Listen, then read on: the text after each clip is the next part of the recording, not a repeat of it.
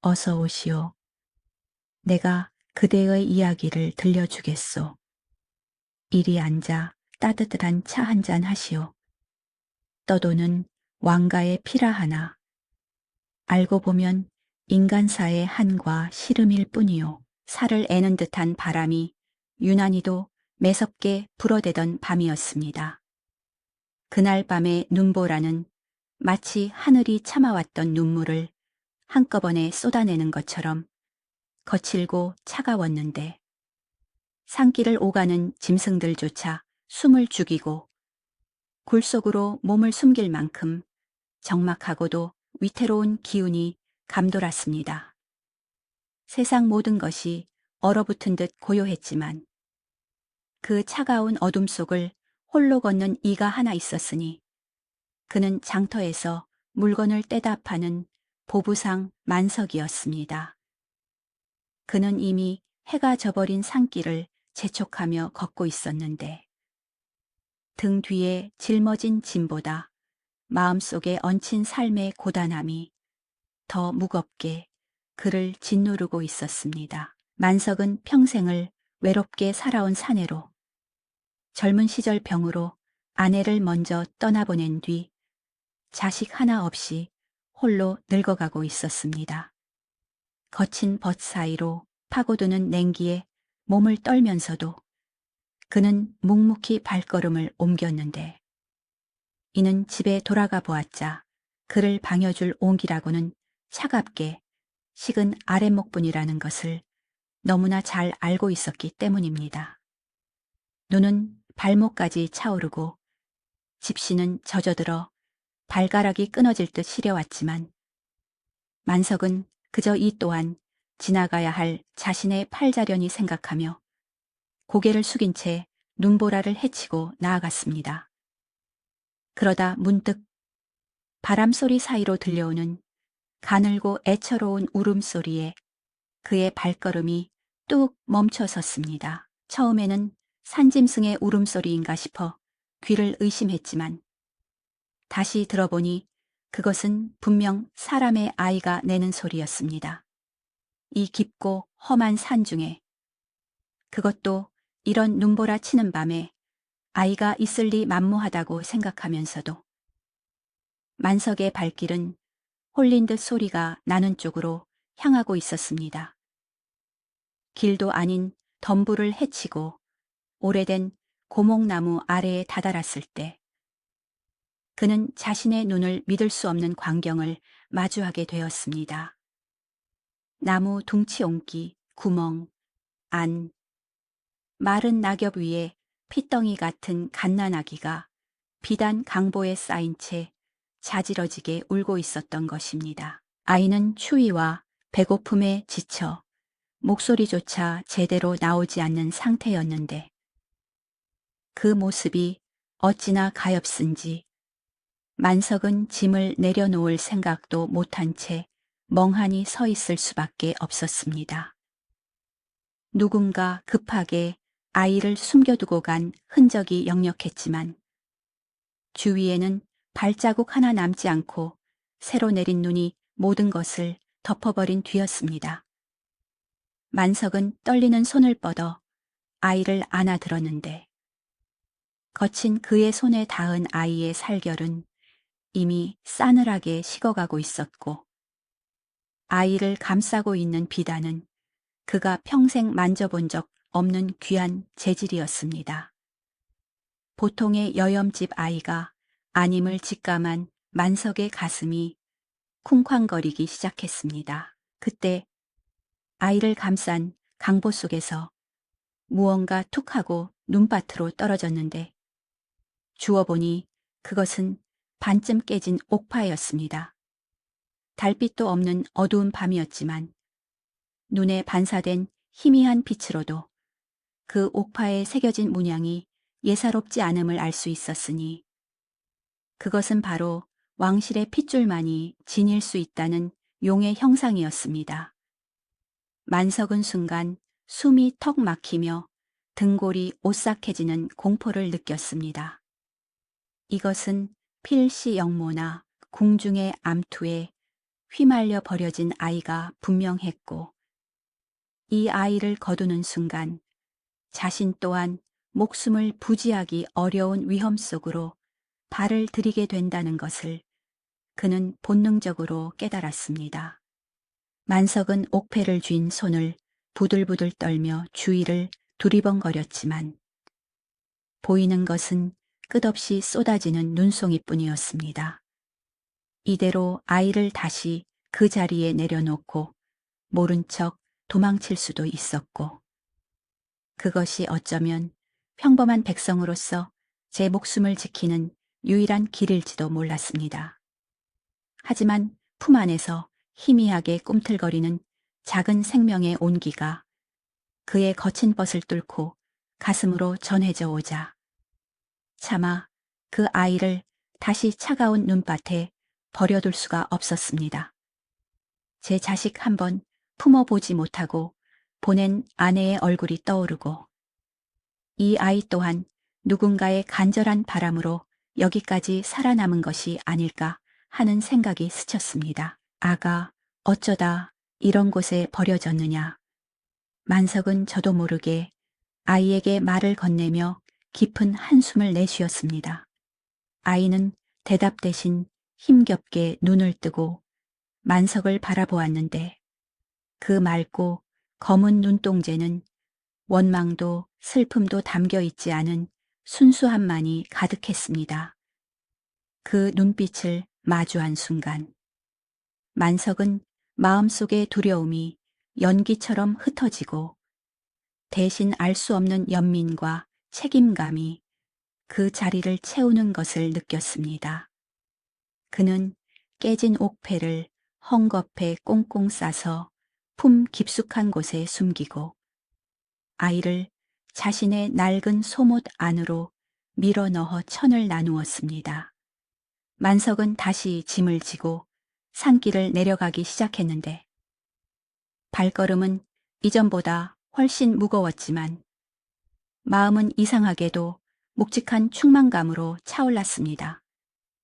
눈은 점점 더 거세게 쏟아져 그가 걸어온 발자국을 지워버렸고 마치 세상이 그가 아이를 데려간다는 사실을 비밀에 붙이려는 듯 온 산을 하얗게 덮어버렸습니다. 내려오는 내내 만석은 주위를 경계하며 혹시라도 누군가 자신을 지켜보지는 않는지 살폈지만 산은 그저 침묵 속에 잠겨 있을 뿐이었습니다. 그는 아이가 숨을 쉴 수 있도록 옷자락을 조금 열어주며 험한 길에 아이가 놀라지 않도록 조심스럽게 발을 디뎠습니다. 마침내 상이슬게 자리한 초가집에 도착했을 때 만석의 온몸은 눈사람처럼 하얗게 변해 있었습니다. 그는 서둘러 아궁이에 불을 지피고 방 안의 냉기를 몰아낸 뒤 젖은 옷을 벗어 던지고 아이의 상태부터 살폈습니다. 다행히 아이는 만석의 천 덕분에 얼었던 몸이 녹았는지 곤히 잠들어 있었고 그 평온한 얼굴을 보고 있자니 만석은 긴장이 풀리며 자리에 주저앉고 말았습니다.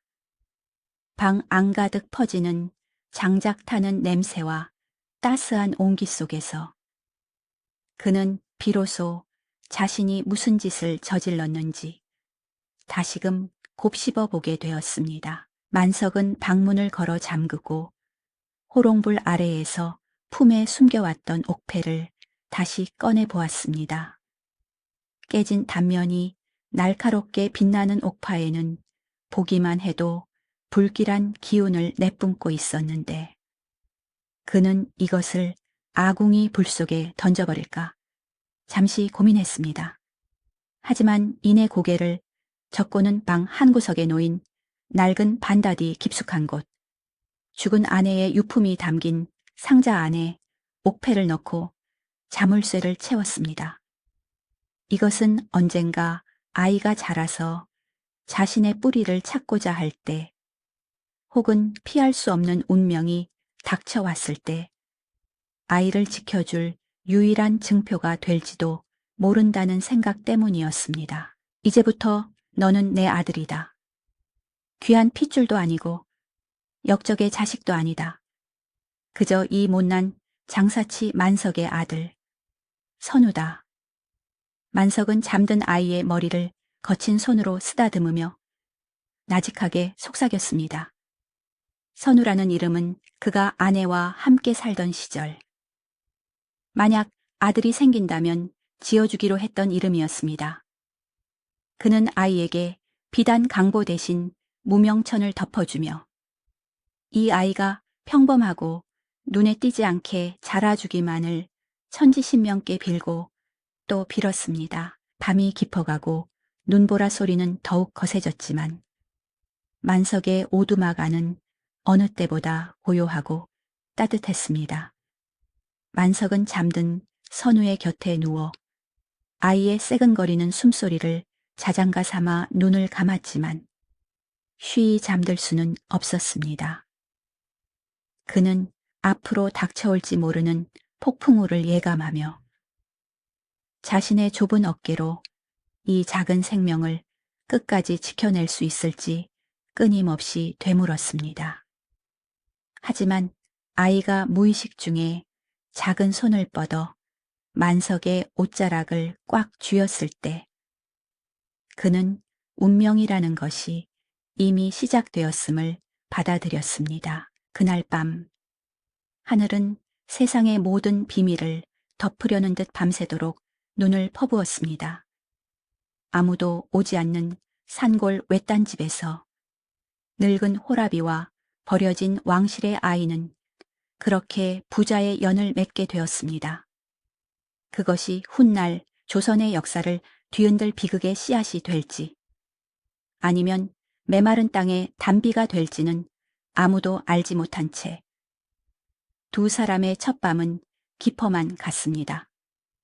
방 문틈으로 스며드는 바람 소리조차 숨을 죽인 그 밤, 만석은 뜬 눈으로 밤을 지사으며 굳게 잠긴 반다디 문을 하염없이 바라보았습니다. 세월은 흐르는 강물과 같아 눈보라가 치던 그 밤으로부터 어느덧 20해라는 시간이 훌쩍 지나가 버렸습니다. 강산이 2번이나 변한다는 긴 세월 동안 만석의 삶에도 많은 변화가 찾아왔습니다. 상이슬게 허름했던 오두막은 이제 읍내 장터의 번듯한 비단 가게로 바뀌었고 등짐을 지고 산을 넘던 보부상 만석은 이제 제법 자리를 잡은 상단의 주인이 되어 있었습니다. 거친 바람에 닳고 닳았던 그의 얼굴에는 깊은 주름이 패고 머리에는 하얗게 서리가 내렸지만 그의 눈빛만은 여전히 무언가를 경계하듯 늘 불안하게 흔들리고 있었습니다. 그것은 아마도 그의 곁에서 장성한 청년이 된 아들, 선우 때문일 것입니다. 읍나의 장터의 사람들은 입을 모아 선우를 칭송하곤 했는데 그것은 단순히 그가 훤칠한 키와 준수한 용모를 가졌기 때문만은 아니었습니다. 흙먼지가 날리는 시장통에서 거친 무명옷을 입고 짐을 나르면서도 선우에게서는 감히 범접할 수 없는 기품이 흘러나왔기 때문입니다. 그가 비단을 펼쳐 보일 때의 손놀림은 마치 귀한 난초를 다루듯 우아했고 손님을 응대하는 목소리는 낮고 부드러우면서도 묘한 위엄이 서려 있어 콧대 높은 양반집 마님들조차 그 앞에서는 함부로 하대를 하지 못할 정도였습니다. 하지만 아들의 그런 모습을 지켜보는 만석의 속은 언제나 까맣게 타들어갔습니다. 어느 날 오후 가게 안이 손님들로 북적일 때였습니다.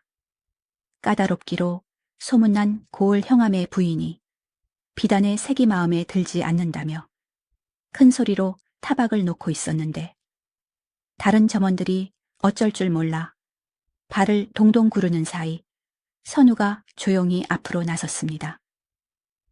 마님, 이 비단은 쪽빛을 3번 들여 깊은 바다의 색을 낸 것입니다. 햇살 아래에서는 그저 푸르게 보이지만 달빛 아래에서 보시면 은은한 자줏빛이 감도는 귀한 물건이지요. 선우는 당황하거나 비굴하게 구는 기색 하나 없이 차분하게 비단의 결을 설명했는데 그 모습이 마치 아랫사람을 가르치는 스승처럼 점잖고 당당했습니다. 부인은 선우의 설명을 듣고는 잠시 멍한 표정을 짓더니 이내 헛기침을 하며 누그러진 목소리로 비단을 끊어달라 말했습니다. 그 광경을 구석에서 지켜보던 만석은 화들짝 놀라며 달려나와 부인 앞에 납작 엎드렸습니다. 아이고, 마님, 제 아들놈이 세상 물정을 몰라 건방을 떨었습니다. 부디 너그러이 용서해 주십시오. 만석은 죄지은 사람처럼 굽신거렸고 선우는 그런 아버지를 이해할 수 없다는 눈빛으로 바라보았습니다. 부인이 돌아간 뒤 만석은 가게 문을 닫자마자 선우를 뒷방으로 불렀습니다. 내가 몇 번을 말했느냐. 상인에게 가장 필요한 것은 좋은 물건이 아니라 납작 엎드린 등이라고. 만석의 목소리가 가늘게 떨렸습니다. 그는 선우가 남들의 눈에 띄는 것이 죽기보다 싫었습니다. 혹시라도 누군가 선우의 얼굴에서 왕실의 흔적을 찾아낼까봐 혹은 그의 남다른 기품이 도리어 화를 불러올까봐 전전긍긍했던 것입니다. 너는 어찌하여 머리를 조아릴 줄 모르느냐. 남들이 너를 보고 귀티가 흐른다. 양반 자제 같다고 하는 말이 나에게는 욕설처럼 들린단 말이다. 만석은 답답한 마음에 가슴을 치며 주저앉았습니다. 선우는 묵묵히 아버지의 꾸지람을 듣고 있었습니다. 그는 자신이 왜 아버지처럼 비굴해져야 하는지, 왜 당당하게 도리를 지키는 것이 잘못된 일인지 알 수 없었지만 늙은 아버지를 슬프게 하고 싶지 않아 그저 고개를 숙였습니다. 죄송합니다. 아버지, 더 낮추고 더 참겠습니다. 선우의 대답은 공손했으나 그 목소리에는 꺾이지 않는 대나무 같은 강직함이 배어 있어 만석을 더욱 불안하게 만들었습니다. 만석은 알고 있었습니다. 아무리 흙을 덮고 거적을 씌워도 그 안에서 빛나는 보석의 광채는 가려질 수 없다는 것을 말입니다. 장터 사람들 사이에서는 알게 모르게 선우의 출생에 대한 소문이 돌곤 했습니다. 아무리 봐도 만석이 씨는 아니야. 밭에서 굴러먹던 돌멩이 사이에서 어찌 저런 옥이 나왔을까. 안악들이 우물가에서 나누는 수군거림이 만석의 귀에 들어올 때마다 그는 20년 전 그 눈 내리는 밤 괴짝 깊숙이 숨겨둔 깨진 옥파이를 떠올리며 몸서리쳤습니다. 그는 선우가 글을 배우는 것도 막으려 했었습니다. 글을 알면 세상을 알게 되고 세상을 알면 자신의 처지에 의문을 품게 될까 두려웠기 때문입니다. 하지만 선우는 어깨너머로 배운 글만으로도 장부를 정리하고 어려운 문서를 척척 읽어내니 이는 가르쳐서 될 일이 아닌 타고난 천명인 듯이 컸습니다. 그날 밤 가게의 하루를 마감하는 시간이 찾아왔습니다. 등잔불 하나가 위태롭게 흔들리는 방 안에서 선우는 장부를 펼쳐놓고 먹을 갈고 있었습니다. 벼루의 먹이 갈리는 스윽 스윽 하는 규칙적인 소리가 고요한 방 안을 채웠습니다. 만석은 엽전 꾸러미를 세다 말고 물끄러미 아들의 뒷모습을 바라보았습니다. 허리를 구부정하게 굽히고 돈을 세는 자신의 모습과는 달리 선우는 붓을 쥐고 앉아있는 자세 하나 흐트러짐 없이 꼿꼿했습니다. 거친 무명 저고리를 입고 있음에도 붓을 놀리는 그의 손길은 마치 골룡포를 입고 어명을 내리는 왕의 모습처럼 위엄이 있어 보였습니다. 만석은 가슴 한구석이 욱신거려 오는 것을 느꼈습니다. 저 아이는 이곳 냄새나고 시끄러운 장터 바닥에 어울리는 사람이 아니었습니다. 용이 개천에 잠시 머물 수는 있어도 영원히 지렁이처럼 살 수는 없는 법이니 언젠가 저 아이가 자신의 진짜 하늘을 찾아 날아가 버릴 것만 같아 만석은 눈시울이 뜨거워졌습니다. 선우야. 만석이 잠긴 목소리로 아들을 불렀습니다. 선우가 붓을 멈추고 고개를 돌려 아버지를 바라보았습니다. 등잔불 빛을 받은 그의 얼굴은 20년 전 그날 밤 강보 속에서 만석을 바라보던 그 맑고 깊은 눈동자 그대로였습니다. 밤이 늦었다. 눈이 상할라. 그만하고 자거라. 만석은 차마 마음속에 있는 말을 꺼내지 못하고 그저 투박한 말로 걱정을 대신했습니다. 선우는 미소를 지으며 고개를 끄덕이고는 쓰던 붓을 정갈하게 씻어 제자리에 놓았습니다. 그 사소한 동작 하나하나에도 배어있는 정갈함과 절도. 만석은 그것이 핏줄에 새겨진 본능임을 뼈저리게 느끼며 다가올 운명의 그림자가 방문 앞까지 와 있음을 직감했습니다. 밖에는 20년 전 그날처럼 바람이 불기 시작했고 문풍지가 파르르 떨며 구슬픈 소리를 내고 있었습니다. 선우가 자리에 누운 뒤에도 만석은 한참이나 잠들지 못하고 뒤척였습니다. 아들이 덮고 있는 이불의 끄트머리를 조심스럽게 여며주며 그는 거친 손으로 아들의 뺨을 스치듯 만져보았습니다. 이제는 자신의 품을 떠나야 할 만큼 커버린 아들. 만석은 마음속으로 수없이 되뇌었습니다. 너는 내 아들이다. 누가 뭐래도. 하늘이 두 쪽이 나도 너는 장사치 만석의 아들이다. 하지만 그 맹세는 어둠 속에서 힘없이 흩어질 뿐이었습니다. 방 한쪽 구석. 낡은 반다디 안에는 여전히 깨진 옥파해가 숨죽인 채 때를 기다리고 있었습니다.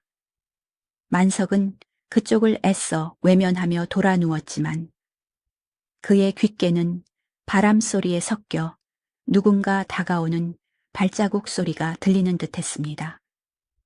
그것은 단순히 바람 소리였을지도 모르고 죄책감이 만들어낸 환청이었을지도 모릅니다. 하지만 평온했던 그들의 일상에 감출 수 없는 선우의 기품이 서서히 균열을 일으키고 있다는 사실만은 부정할 수 없었습니다. 붓글씨가 마르지 않은 장부 위로 촛농이 눈물처럼 뚝 떨어졌습니다. 계절이 바뀌어 산천의 진달래가 흐드러지게 피어나고 훈훈한 봄바람이 불어오기 시작했지만 만석의 비단 가게 앞에는 보이지 않는 먹구름이 드리운 듯 음산한 기운이 감돌고 있었습니다. 평소 같으면 장을 보러 나온 안악들의 웃음소리와 흥정하는 소리로 시끌벅적했을 장터였으나 며칠 전부터 가게 건너편 주막 툇마루에 자리를 잡은 낯선 노인의 존재가 묘하게 사람들의 신경을 건드리고 있었기 때문입니다. 그는 허름한 갓을 쓰고 빛바랜 도포 자락을 휘날리며 나타났는데 겉모습은 영락없는 떠돌이 나그네였으나 그가 탁주 사발을 기울이는 모양새나 주위를 둘러보는 눈빛에는 예사롭지 않은 날카로움이 서려 있었습니다. 장터의 왈패들조차 그 노인의 곁에는 얼씬도 하지 못했는데 그것은 그에게서 풍겨 나오는 서늘한 살기, 마치 피 묻은 칼을 오랫동안 쥐어본 사람만이 가질 수 있는 묵직한 위압감 때문이었습니다. 만석은 가게 안쪽 깊숙한 곳에 몸을 숨기고 문틈으로 그 노인을 훔쳐보며 마른 침을 삼키곤 했는데 그의 심장은 마치 절구질을 하듯 쿵쾅거려 진정될 기미가 보이지 않았습니다. 노인은 며칠째 그 자리에 앉아 술 한 잔을 시켜놓고는 지나가는 사람들을 구경하는 척하며 실상은 만석의 가게 쪽을 집요하게 주시하고 있었기 때문입니다. 더욱이 주모의 입을 통해 흘러나온 이야기는 만석의 피를 얼어붙게 만들기에 충분했는데 그 노인이 술 기운을 빌려 20년 전 이 근방 산속에서 갓난아이 하나를 주워 기른 사람이 없는지를 묻고 다닌다는 것이었습니다. 만석은 직감적으로 알 수 있었습니다. 올 것이 오고야 말았다고.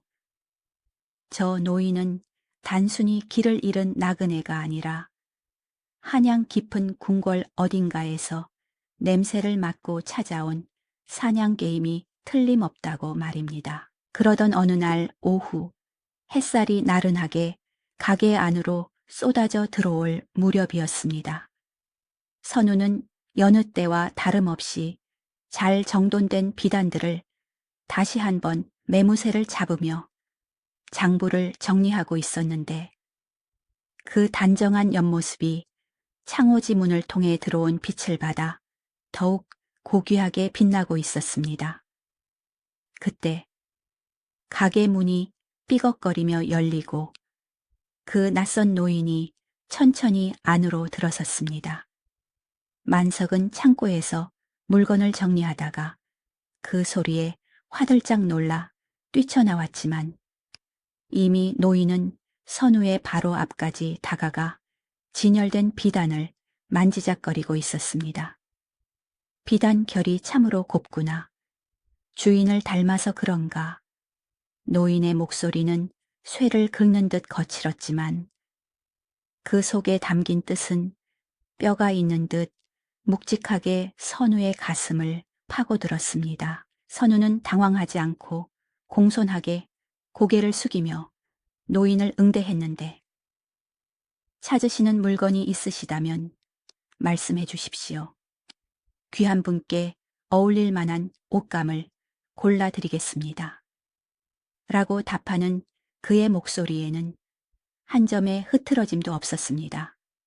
노인은 비단에서 손을 떼고 선우의 얼굴을 뚫어지게 쳐다보았는데 그 시선은 마치 사람의 가죽을 벗겨 그 안에 숨겨진 뼈와 피를 확인하려는 듯 집요하고 끈질겼습니다. 노인의 눈빛이 선우의 이마에서부터 콧날, 그리고 다 담은 입술선까지 천천히 훑어 내려갈 때마다 숨죽여 지켜보던 만석의 등 뒤로는 식은 땀이 비 오듯 흘러내렸습니다. 선우의 얼굴 윤곽은 만석이 기억하는 그 옛날 옥파애 속 용의 문양처럼 부정할 수 없는 어떤 혈통의 증거를 고스란히 드러내고 있었기 때문입니다. 제인, 나이가 몇인가? 그리고 이 가게 주인의 친아들이 맞는가? 노인이 불쑥 던진 질문은 비수를 꽂듯 날카로웠습니다. 선우가 잠시 대답을 망설이는 사이 만석이 넘어질 듯 급하게 달려와 선우의 앞을 가로막으며 납작 엎드렸습니다. 아이고, 나으리 이놈은 제 못난 자식이옵니다. 어릴 때부터 잔병치레가 많아 방 안에서만 키웠더니 세상 물정을 통 모릅니다요. 혹시라도 말실수라도 했다면 이 아비를 봐서 용서해 주십시오. 만석은 평소보다 더 과장되게 허리를 굽히고 비굴한 웃음을 지어 보이며 어떻게든 노인의 관심을 자신에게로 돌리려 애를 썼습니다. 그는 선우의 어깨를 툭 치며 어서 들어가서 차라도 나오지 않고 못하느냐 라고 소리쳤지만 그 목소리는 두려움에 잘게 떨리고 있었습니다. 선우는 아버지의 갑작스러운 행동에 의아함을 느꼈지만 아버지의 눈빛이 너무나도 절박해 보였기에 말없이 고개를 숙이고 뒷방으로 물러났습니다. 선우가 사라진 뒤에도 노인은 한참이나 그가 사라진 문 쪽을 응시하다가 천천히 고개를 돌려 바닥에 엎드린 만석을 내려다보았습니다. 장사치가 물건을 파는 재주는 있어도 핏줄을 속이는 재주는 없는 법이지. 자네, 그 아이가 정말 자네의 씨앗이라고 하늘에 맹세할 수 있는가? 노인의 물음에 만석은 심장이 멎는 듯 했지만 바닥에 이마를 지식이며 그렇고 말고요. 제 마누라가 낳은 귀한 독자입니다. 맹세코 제 핏줄입니다요. 라고 덜덜 떨며 대답했습니다. 노인은 코웃음을 치며 의미심장한 미소를 남긴 채 아무것도 사지 않고 가게를 나갔습니다. 그날 밤 만석은 가게 문을 굳게 걸어 잠그고 엽전 꾸러미와 귀중품들을 챙기기 시작했습니다. 그의 손놀림은 도망자의 그것처럼 다급하고 불안해 보였는데 영문을 모르는 선우는 그런 아버지를 걱정스러운 눈으로 바라볼 뿐이었습니다. 아버지, 대체 무슨 일이십니까? 낮에 온 그 손님 때문에 그러시는 겁니까? 선우가 조심스럽게 물었지만 만석은 대답 대신 낡은 보자기에 옷가지들을 쑤셔 넣으며 혼잣말처럼 중얼거렸습니다. 이곳은 이제 안 되겠다. 바닷가로 가자. 사람이 많은 폭으로 가서 숨어 살면 아무도 못 찾을 게야. 만석의 눈은 이미 제정신이 아닌 듯 초점이 흔들리고 있었고 20년 동안 잊으려 애썼던 공포가 다시금 그의 목을 조여오고 있었습니다. 선우는 아버지의 손을 잡고 진정시키려 했지만 만석은 소스라치게 놀라며 손을 뿌리쳤습니다. 묻지 마라. 아무것도 묻지 말고 내 말대로 해 짐을 싸라. 당장 아버지의 고함 소리에 선우는 멈칫했지만 곧 아버지의 흔들리는 눈동자 속에 담긴 깊은 슬픔과 공포를 읽어내고는 더 이상 묻지 않고 묵묵히 자신의 짐을 챙기기 시작했습니다. 그는 아버지가 왜 이렇게까지 두려워하는지, 자신이 무엇 때문에 도망쳐야 하는지 알 수 없었지만 그저 아버지를 지키는 것이 자식된 도리라 생각하며 불안한 마음을 억눌렀습니다. 방 안가득 쌓인 짐 보따리들 사이로 정막이 흘렀고 호롱불 심지가 타들어가며 탁탁 튀는 소리만이 두 사람의 불안한 침묵을 깨뜨리고 있었습니다. 하지만 만석은 알고 있었습니다. 도망친다 해도 그 노인의, 아니 그 뒤에 있는 거대한 권력의 소나기를 벗어날 수 없으리라는 것을 말입니다. 한양에서 온 그 손님은 단순한 탐색자가 아니라 오래전 잃어버린, 아니 없어져야만 했던 왕실의 핏줄을 끊어내기 위해 파견된 저승사자와도 같은 존재였습니다. 만석은 짐을 싸던 손을 멈추고 멍하니 허공을 바라보았습니다. 자신이 선우를 살리기 위해 했던 모든 거짓말과 숨바꼭질이 어쩌면 선우를 더 큰 위험으로 몰아넣고 있었던 것은 아닐까 하는 회의감이 밀려왔습니다. 그는 20년 전 눈밭에서 주웠던 그 깨진 옥파애가 이제는 자신들의 목숨을 겨누는 칼날이 되어 돌아왔음을 뼈저리게 실감했습니다. 선우는 짐을 싸다가 잠시 멈추고 창문을 살짝 열어 밖을 내다보았습니다. 어둠이 짙게 깔린 거리. 건너편 주막의 툇마루에는 여전히 그 노인이 앉아 있었습니다. 달빛조차 구름에 가려 희미한 밤이었지만 노인의 두 눈만은 어둠 속에서도 형형하게 빛나며 정확히 이쪽을, 선우가 있는 창가를 노려보고 있었습니다. 마치 독수리가 먹잇감을 채가기 직전 숨통을 끊어놓을 기회를 엿보는 듯한 그 시선의 선우는 본능적인 전율을 느꼈습니다. 그것은 단순한 공포가 아니라 자신의 운명이 송두리째 뒤바뀔 거대한 소용돌이가 다가오고 있다는 예감이었습니다. 만석은 뜬 눈으로 밤을 새우며 내일 날이 밝는 대로 떠날 채비를 마쳤습니다. 하지만 마음 한구석에서는 이미 늦었을지도 모른다는 절망감이 독버섯처럼 피어오르고 있었습니다. 그는 잠든 선우의 얼굴을 바라보며 소리 없는 눈물을 삼켰습니다. 미안하다. 선우야.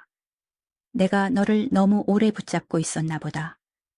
너는 저 하늘을 날아야 할 용인데 이 못난 아비가 너를 흙구덩이에 가둬두었구나.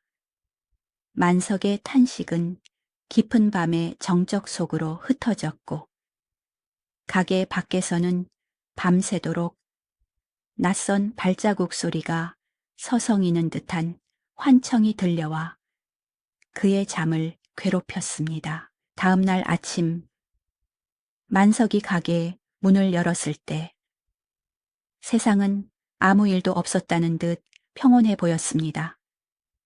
하지만 그것은 폭풍전야의 고요함일 뿐 이미 운명의 수레바퀴는 걷잡을 수 없는 속도로 굴러가기 시작했습니다.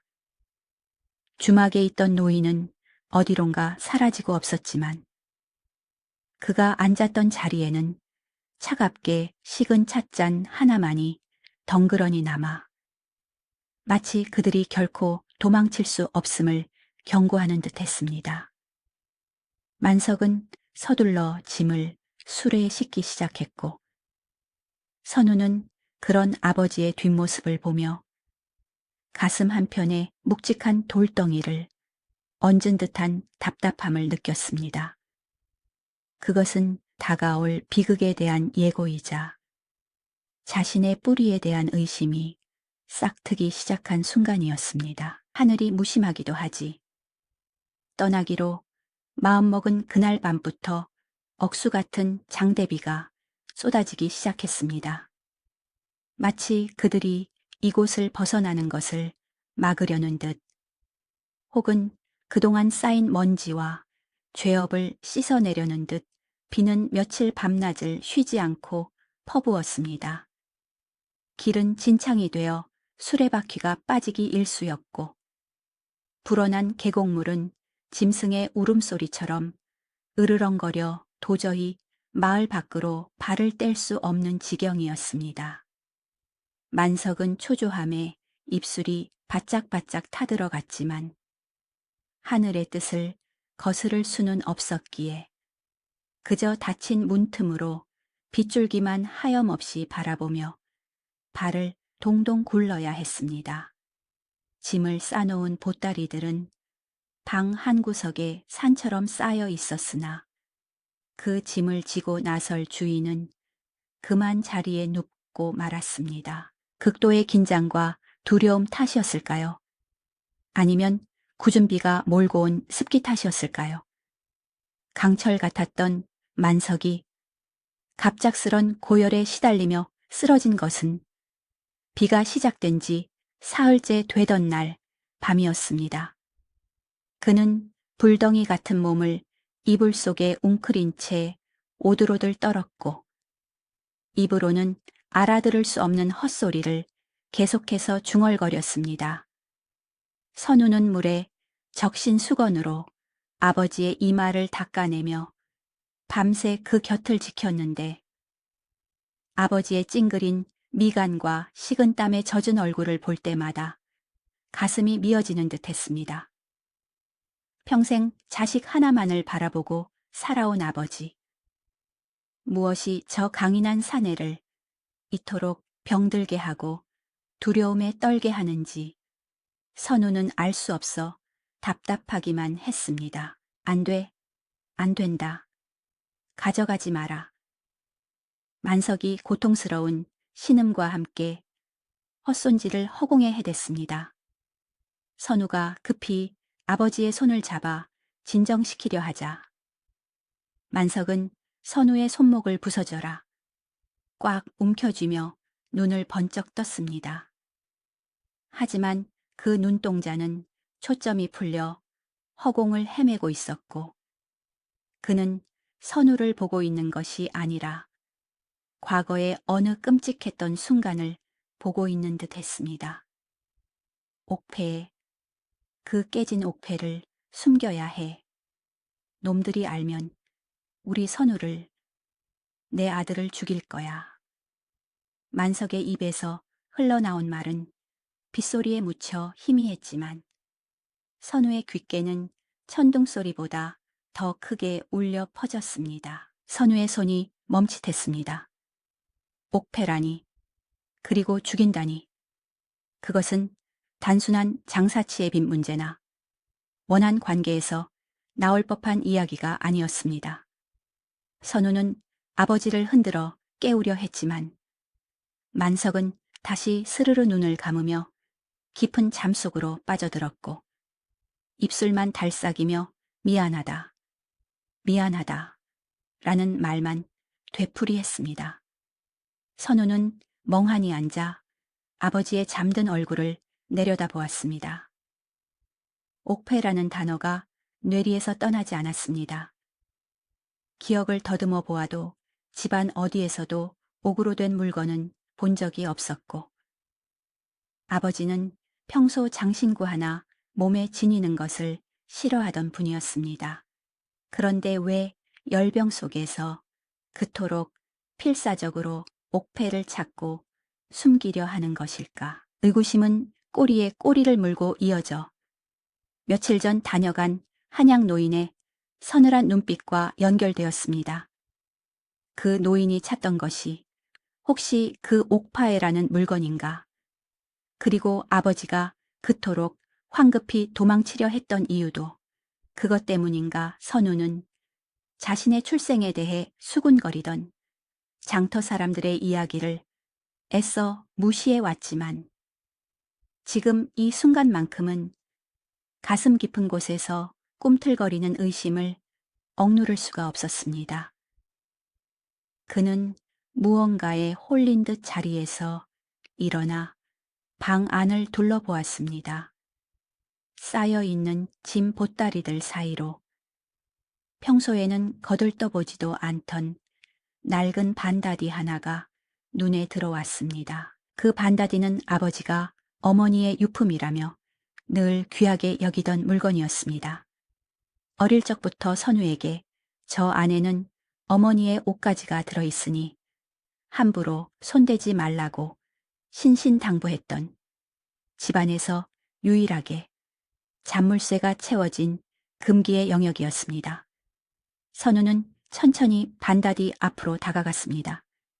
오래된 나무 냄새와 묵은 먼지 냄새가 코끝을 찔렀고 무쇠로 된 자물쇠는 녹이 슬어 굳게 닫혀 있었습니다.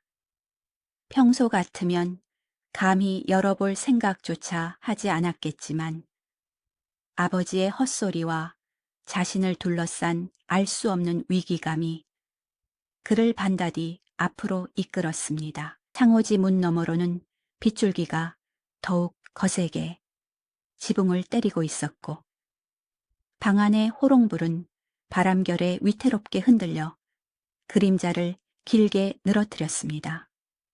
선우는 떨리는 손을 뻗어 차가운 자물쇠를 만져보았습니다. 이 안에 진실이 있을까? 아버지가 그토록 숨기려 했던 그리고 자신을 지키기 위해 평생을 짊어지고 온 비밀이 이 낡은 상자 안에 들어있는 것일까? 선우는 주위를 두리번거려 아버지의 허리춤에 매달려 있던 열쇠, 꾸러미를 찾아냈습니다. 쇠붙길이 부딪히는 소리가 유난히 크게 들려 그는 잠시 숨을 멈추고 아버지 쪽을 살폈으나 만석은 여전히 끙끙 앓으며 깊은 잠에 빠져 있었습니다. 열쇠를 자물쇠 구멍에 밀어넣는 선우의 손끝이 파르르 떨렸습니다. 찰칵 하고 자물쇠가 풀리는 소리가 정적을 깨뜨렸을 때 선우는 마치 판도라의 상자를 여는 듯한 두려움을 느꼈습니다. 문을 열자 퀴퀴한 냄새와 함께 곱게 개어진 색동 이불과 여인의 저고리가 보였습니다. 어머니의 유품이 맞았습니다. 선우는 안도와 허탈감이 섞인 한숨을 내쉬며 문을 닫으려 했습니다. 그러나 그때 옷가지들 사이 깊숙한 구석에 헝겊으로 꽁꽁 싸맨 작은 꾸러미 하나가 눈에 띄었습니다.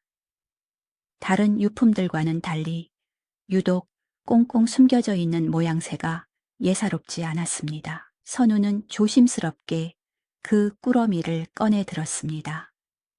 손안에 잡히는 묵직하고 차가운 감촉. 그는 침을 꿀꺽 삼키며 헝겊을 한 겹 한 겹 벗겨내기 시작했습니다. 마지막 헝겊이 벗겨지는 순간 호롱불 빛을 받아 반짝이는 무언가가 드러났습니다. 그것은 반으로 쪼개진 옥파였습니다. 비록 깨졌으나 옥의 빛깔은 영롱하기 그지없었고 그 표면에 정교하게 새겨진 용의 비늘은 살아 움직이는 듯 꿈틀거리고 있었습니다. 선우는 숨을 들이켰습니다. 용, 이것은 왕실의 상징이 아닌가. 일가의 상인의 집구석에. 그것도 돌아가신 어머니의 유품 속에 있을 물건이 결코 아니었습니다. 그 순간 모든 퍼즐 조각이 맞춰지는 듯한 충격이 선우의 머리를 강타했습니다. 아버지의 과도한 보호, 자신에게서 양반의 태가 난다던 사람들의 말, 한양에서 온 노인의 집요한 시선, 그리고 역적의 자식도 아니다라며 술에 취해 중얼거리던 아버지의 옛 모습까지. 선우는 들고 있던 옥패를 떨어뜨릴 뻔하며 비틀거렸습니다. 설마 내가. 선우의 입술이 경련하듯 떨렸습니다. 자신이 평범한 상인의 아들이 아닐지도 모른다는 막연한 상상이 차가운 현실의 무게가 되어 그의 어깨를 짓눌렀습니다. 그때 등 뒤에서 으으 하는 신음소리와 함께 이불이 부스럭거리는 소리가 들렸습니다. 선우는 화들짝 놀라 옥패를 다시 헝겊으로 감싸 옷까지 깊숙이 찔러 넣고 반다디 문을 닫았습니다. 자물쇠를 채우는 손이 땀으로 미끄러워 몇 번이나 헛돌았습니다. 간신히 정리를 마치고 돌아보니 만석이 눈을 뜨고 몽롱한 시선으로 선우를 바라보고 있었습니다. 선우야, 물 좀 다오. 목이 타들어 가는 듯한 쉰 목소리였습니다. 선우는 급히 물 사발을 들어 아버지의 입가에 가져다 대었습니다. 물을 마신 만석은 조금 정신이 드는지 선우의 얼굴을 빤히 쳐다보았습니다. 너 안 자고 못 하고 있었느냐?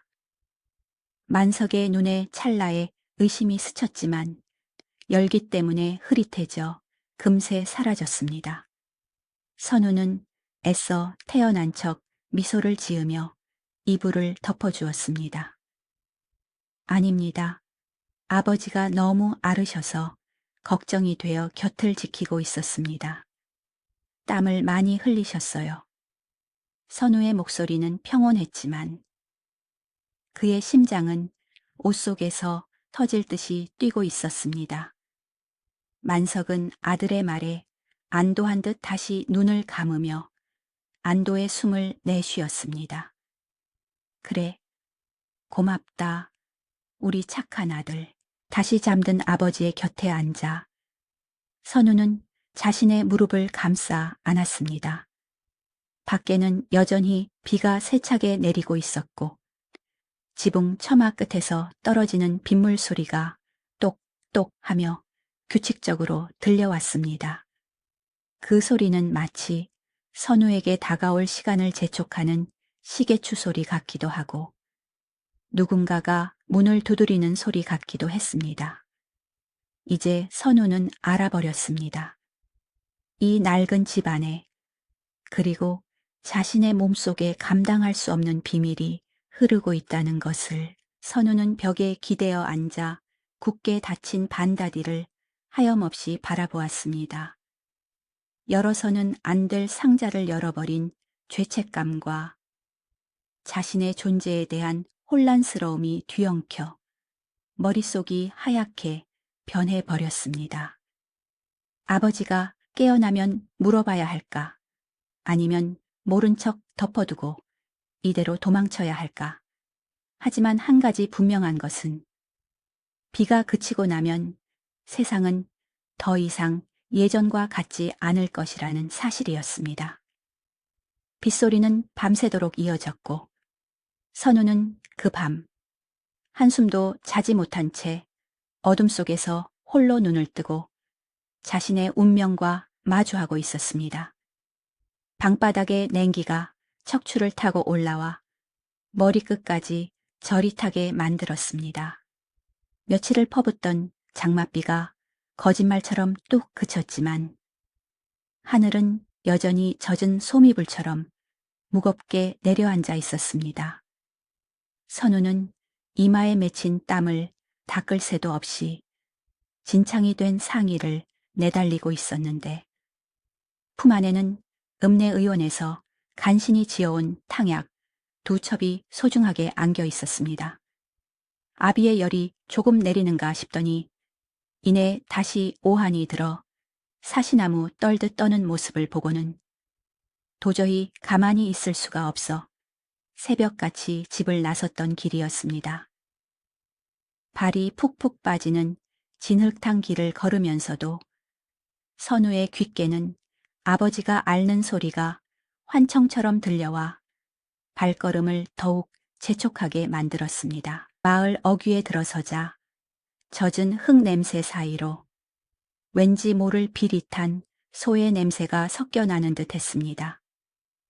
불길한 예감이 등골을 스치고 지나갔지만 선우는 애써 고개를 저으며 집 쪽으로 향했습니다. 그런데 멀리서 보이는 오두막집 살인문이 활짝 열려 있는 것이 눈에 들어왔습니다. 평소 문단속을 철저히 하던 아버지의 성정을 생각하면 있을 수 없는 일이었기에 선우의 심장은 쿵 하고 내려앉았습니다.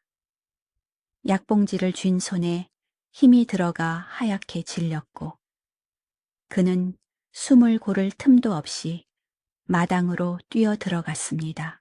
아버지, 선우가 다급하게 방문을 열어젖히자 방 안의 풍경이 마치 시간이 멈춘 듯 그의 눈앞에 펼쳐졌습니다.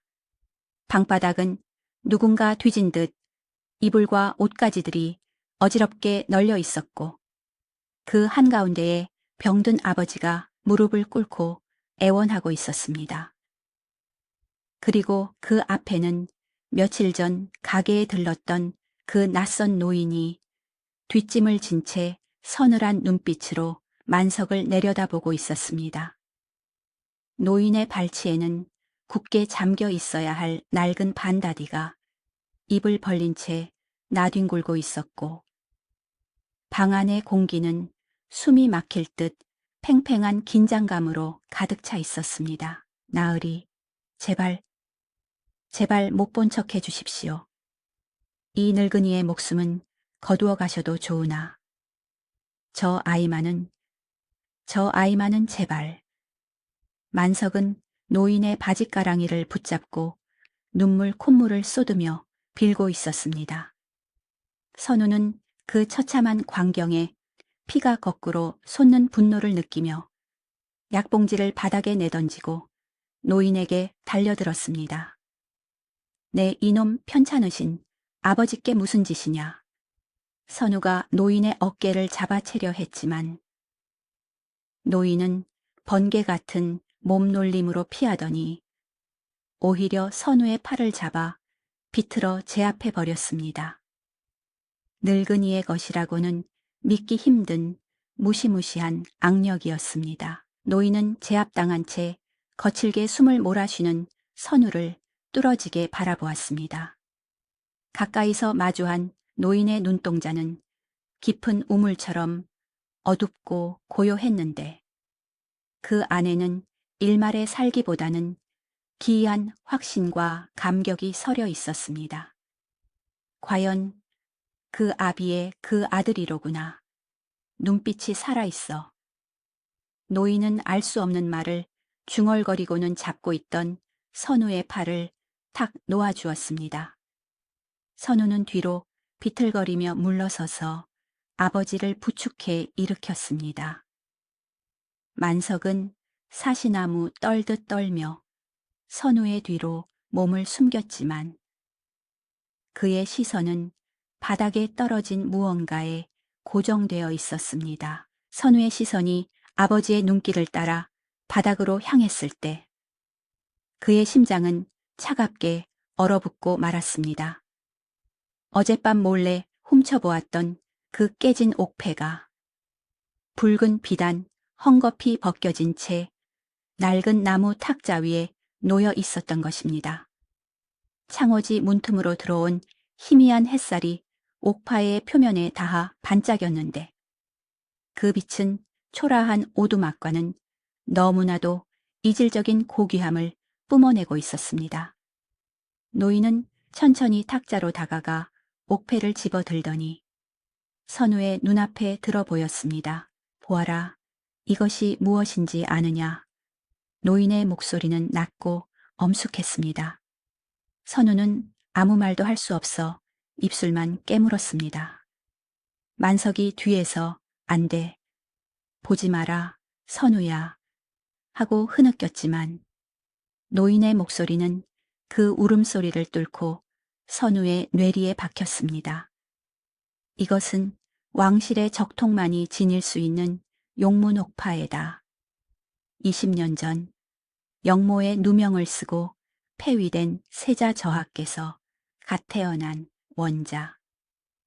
아기 씨의 품에 넣어주셨던 유일한 증표지. 방 안의 공기가 일순간 진공 상태가 된 듯 고요해졌습니다.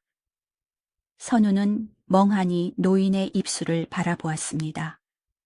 원자 아기 씨, 폐위된 세자. 그 단어들이 머릿속에서 윙윙거리며 맴돌았지만 도무지 현실로 받아들여지지 않았습니다. 그게 무슨 말씀입니까? 선우의 목소리는 갈라져서 형편없이 떨리고 있었습니다. 노인은 한 발 더 다가와 선우의 얼굴을 가리키며 말했습니다. 네가 바로 그 아이다. 20년 전 그 눈보라 치던 밤. 모두가 죽었다고 생각했던 조선의 적통이 바로 너란 말이다. 선우는 망치로 뒤통수를 얻어맞은 듯 휘청거렸습니다. 다리가 풀려 주저앉을 뻔한 것을 간신히 문틀을 잡고 버텼습니다. 그는 천천히 고개를 돌려 아버지를 바라보았습니다. 아버지, 아니지요. 저 노인이 하는 말이 다 헛소리지요. 저는 아버지 아들 선우잖아요. 예, 선우의 눈에는 간절한 애원이 담겨 있었으나 만석은 차마 아들의 눈을 마주하지 못한 채 고개를 푹 숙이고 땅만 치며 통곡했습니다. 죽여주십시오. 천한 제가 감히 왕손을 훔쳐 길렀습니다. 죽여주십시오.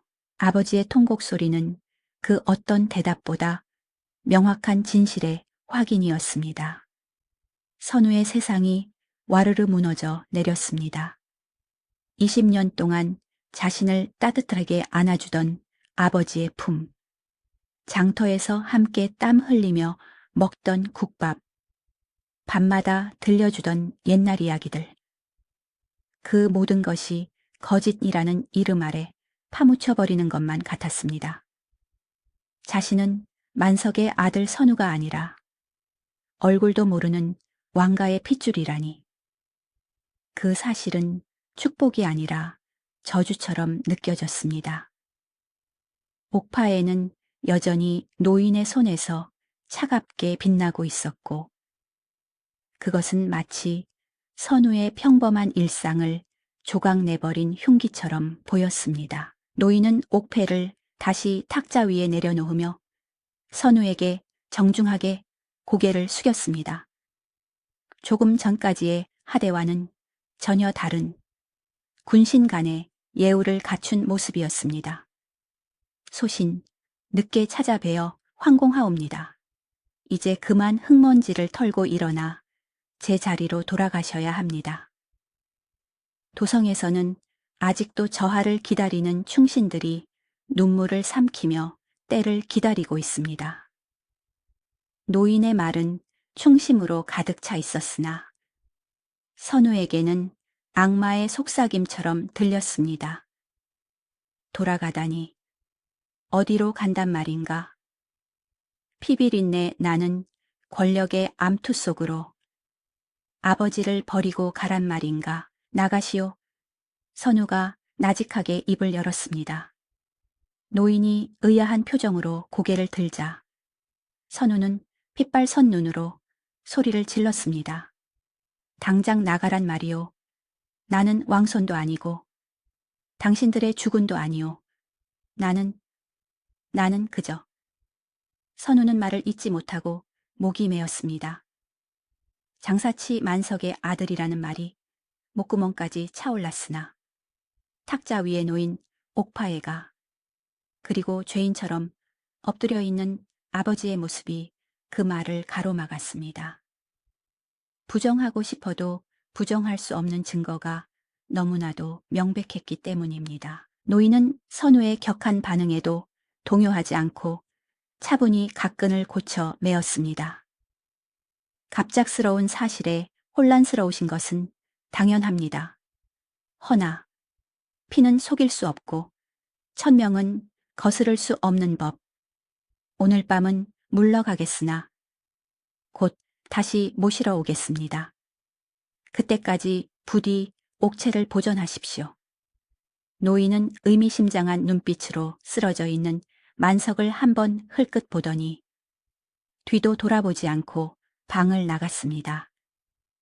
멀어지는 발자국 소리가 천둥 소리처럼 멀리 퍼져나갔습니다. 방 안에는 다시 정적이 찾아왔지만 그것은 이전의 평온함과는 거리가 먼 죽음과도 같은 침묵이었습니다. 만석은 여전히 바닥에 엎드린 채 흐느끼고 있었고 선우는 멍하니 서서 탁자 위에 놓인 옥패를 바라보았습니다.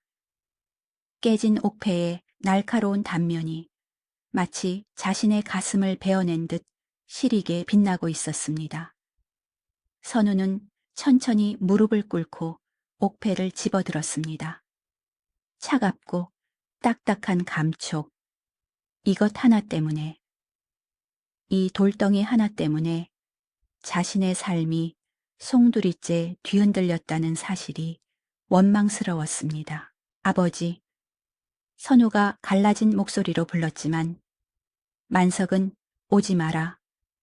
가까이 오지 마라. 나는 대역죄인이다. 라고 중얼거리며 뒷걸음질 쳤습니다.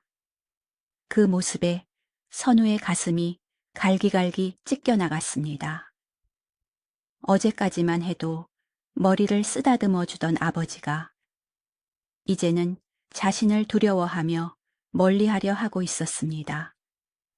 선우는 옥패를 쥔 주먹을 꽉 쥐어 손바닥에서 피가 배어 나올 정도가 되었습니다.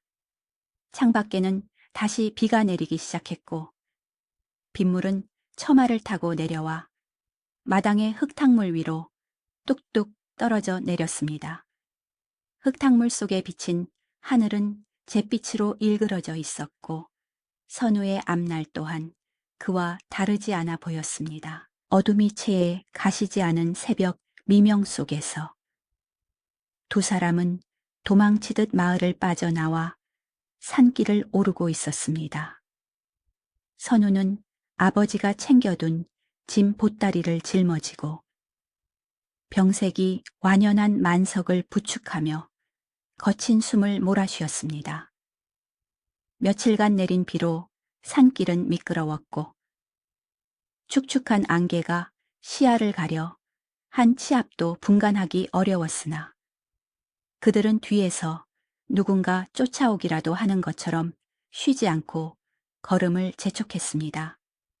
하지만 선우를 더욱 힘들게 하는 것은 험한 산길도 무거운 짐도 아닌 바로 곁에 있는 아버지의 달라진 태도였습니다. 만석은 선우가 부축하려 할 때마다 소스라치게 놀라며 슬그머니 팔을 빼거나 자꾸만 거리를 두고 걸으려 했기 때문입니다. 한참을 걸어 인적이 드문 산 중턱에 다다랐을 때 만석은 더 이상 걷기 힘든지 다리를 절며 털썩 주저앉았습니다. 선우가 깜짝 놀라 다가가며 아버지 괜찮으십니까? 조금만 더 가면 쉴 만한 바위가 나옵니다.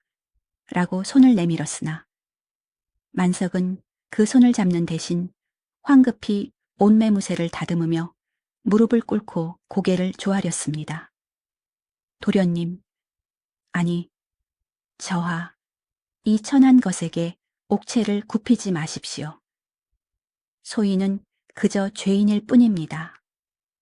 만석의 입에서 나온 소인이라는 낯선 호칭은 선우의 가슴을 날카로운 비수처럼 찔렀고 그는 뻗었던 손을 허공에 둔 채 굳어버리고 말았습니다. 선우는 울분을 참지 못하고 아버지의 어깨를 강하게 잡아일으키며 소리쳤습니다. 대체 왜 이러십니까? 20년을 아버지와 아들로 살았습니다. 옥파의 하나가, 낯선 노인의 말 한마디가 그 세월보다 더 중합니까? 선우의 외침이 산골짜기에 메아리 쳤지만 만석은 여전히 눈을 마주치지 못한 채 바닥만 응시했습니다. 만석의 거친 손등 위로 굵은 눈물방울이 뚝뚝 떨어져 흙바닥을 적셨습니다.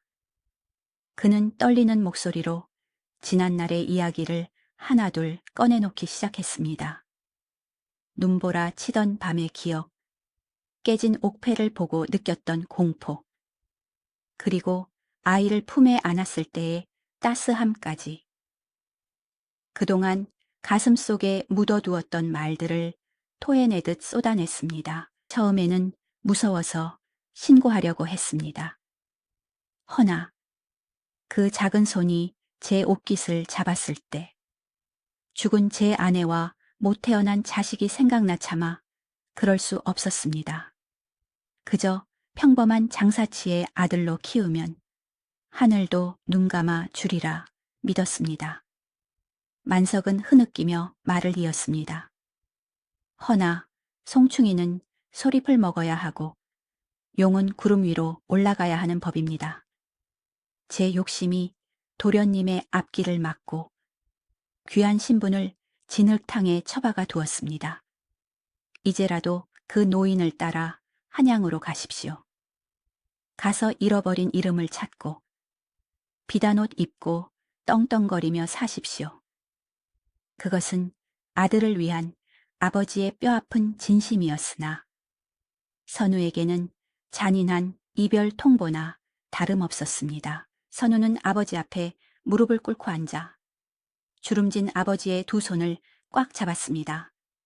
그 손은 비단을 만지고 짐을 나르느라 굳은 살이 박이고 거칠었지만 선우에게는 세상 그 무엇보다 따뜻하고 믿음직한 손이었습니다. 제게 아버지는 만석, 당신 한 분뿐입니다.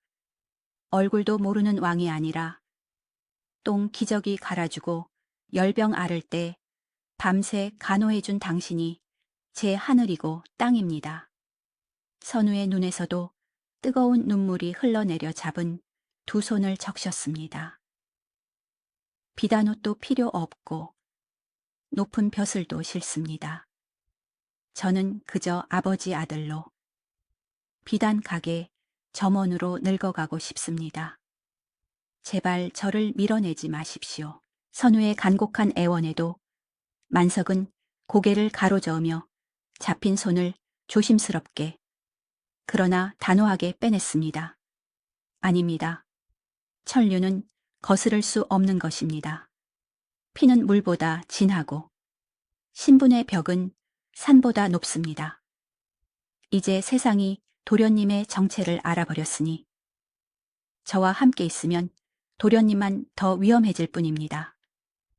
만석은 힘겹게 자리에서 일어나 다시 짐을 챙기려 했습니다. 선우는 그런 아버지를 보며 입술을 깨물었습니다. 아무리 울부짖어도 아버지의 마음속에 이미 높다란 벽이 세워졌음을 느꼈기 때문입니다. 그 벽은 충성이라는 이름의 두려움이자 자식을 살리기 위한 비정한 사랑이었습니다. 다시 길을 재촉하는 두 사람의 대형은 묘하게 바뀌어 있었습니다. 전에는 나란히 걷거나 선우가 부축하며 걸었으나 이제 만석은 선우보다 한 걸음, 딱 한 걸음 뒤로 물러나 걷고 있었습니다. 선우가 걸음을 늦추면 만석도 따라 늦추고 선우가 멈추면 만석도 멈춰 섰습니다. 그것은 신하가 주군을 모실 때 취하는 예법이자 상놈이 양반의 그림자를 밟지 않으려는 몸짓이었습니다. 선우는 등 뒤에서 느껴지는 그 한 걸음의 간격이 천리만리처럼 멀게만 느껴져 가슴이 답답해져 왔습니다. 뒤를 돌아보면 만석은 황급히 고개를 숙이며 시선을 피할 뿐이었습니다. 산세는 점점 험해지고 목적지인 산사까지는 아직도 한참이 남아 있었습니다. 나무 사이로 불어오는 바람은 차가웠고 이름 모를 산사애들이 구슬프게 울어대며 그들의 처량한 신세를 비웃는 듯 했습니다. 선우는 묵묵히 앞장서 걸으며 생각했습니다. 왕실의 핏줄이라는 것이 대체 무엇이기에 20년의 세월을 하루아침에 부정하게 만드는가? 내 몸에 흐르는 피가 축복이 아니라 저주라면 차라리 이 몸을 베어내서라도 아버지 곁에 남고 싶다는 끔찍한 생각마저 들었습니다. 흙길을 밟는 발소리가 터벅 터벅하고 규칙적으로 들려왔지만 두 사람의 발소리는 엇박자로 겉돌며 하나로 섞이지 못했습니다. 어느덧 해가 중천에 떠올라 숲속에 그림자가 길게 드리워졌을 때 저 멀리 깎아지른 절벽 위에 위태롭게 서 있는 낡은 산사의 처마가 보이기 시작했습니다. 그곳은 세상과 단절된 은둔의 장소이자 그들이 잠시나마 몸을 숨길 수 있는 유일한 안식처였습니다. 선우는 잠시 멈춰서서 흐르는 땀을 닦으며 뒤를 돌아보았습니다. 만석은 여전히 세 걸음 뒤에 떨어져서 땀으로 범벅이 된 얼굴을 소매로 훔치고 있었습니다. 그가 훔친 것이 땀인지 눈물인지 알 수 없었으나 늙은 아버지의 어깨는 그 어느 때보다 작고 초라해 보였습니다. 선우는 아버지를 향해 손을 뻗으려다 멈칫했습니다. 이제는 그 손을 잡는 것조차 불경한 일이 되어버린 듯한 어색한 공기가 두 사람 사이를 가로막고 있었기 때문입니다. 만석은 선우의 시선을 느끼고는 억지로 입가에 미소를 지어 보였지만 그 미소는 금방이라도 울음을 터뜨릴 듯 일그러져 있었습니다. 어서 가시지요. 도련님. 절이 코앞입니다. 만석의 공손한 말투의 선우는 억장이 무너지는 듯 했지만 아무 말 없이 다시 발걸음을 옮겼습니다. 산사로 향하는 마지막 오르막길. 두 사람의 그림자는 길게 늘어졌지만 결코 겹쳐지지 않은 채 나란히, 하지만 영원히 닿을 수 없는 평행선을 그리며 땅바닥을 기어가고 있었습니다. 산허리를 휘감은 안개를 뚫고 겨우 도착한 산사는 그 이름조차 희미해진 폐사. 나 다름없었습니다. 무너져 내린 담장 사이로는 잡초가 무성하게 자라나 있었고 법당의 기둥은 오랜 세월 비바람에 깎여 위태롭게 기울어져 있었습니다. 무엇보다 마당 한 구석에 덩그러니 놓인 범종은 깊게 금이 가 있어 바람이 불 때마다 맑은 울림 대신 툭툭 하는 둔탁하고 기분 나쁜 소리를 내며 이곳이 세상에서 버려진 공간임을 알리고 있었습니다. 선우와 만석은 먼지 쌓인 법당 한 구석에 짐을 풀었으나 으스스한 냉기와 적막감 때문에 쉽사리 마음을 놓을 수가 없었습니다.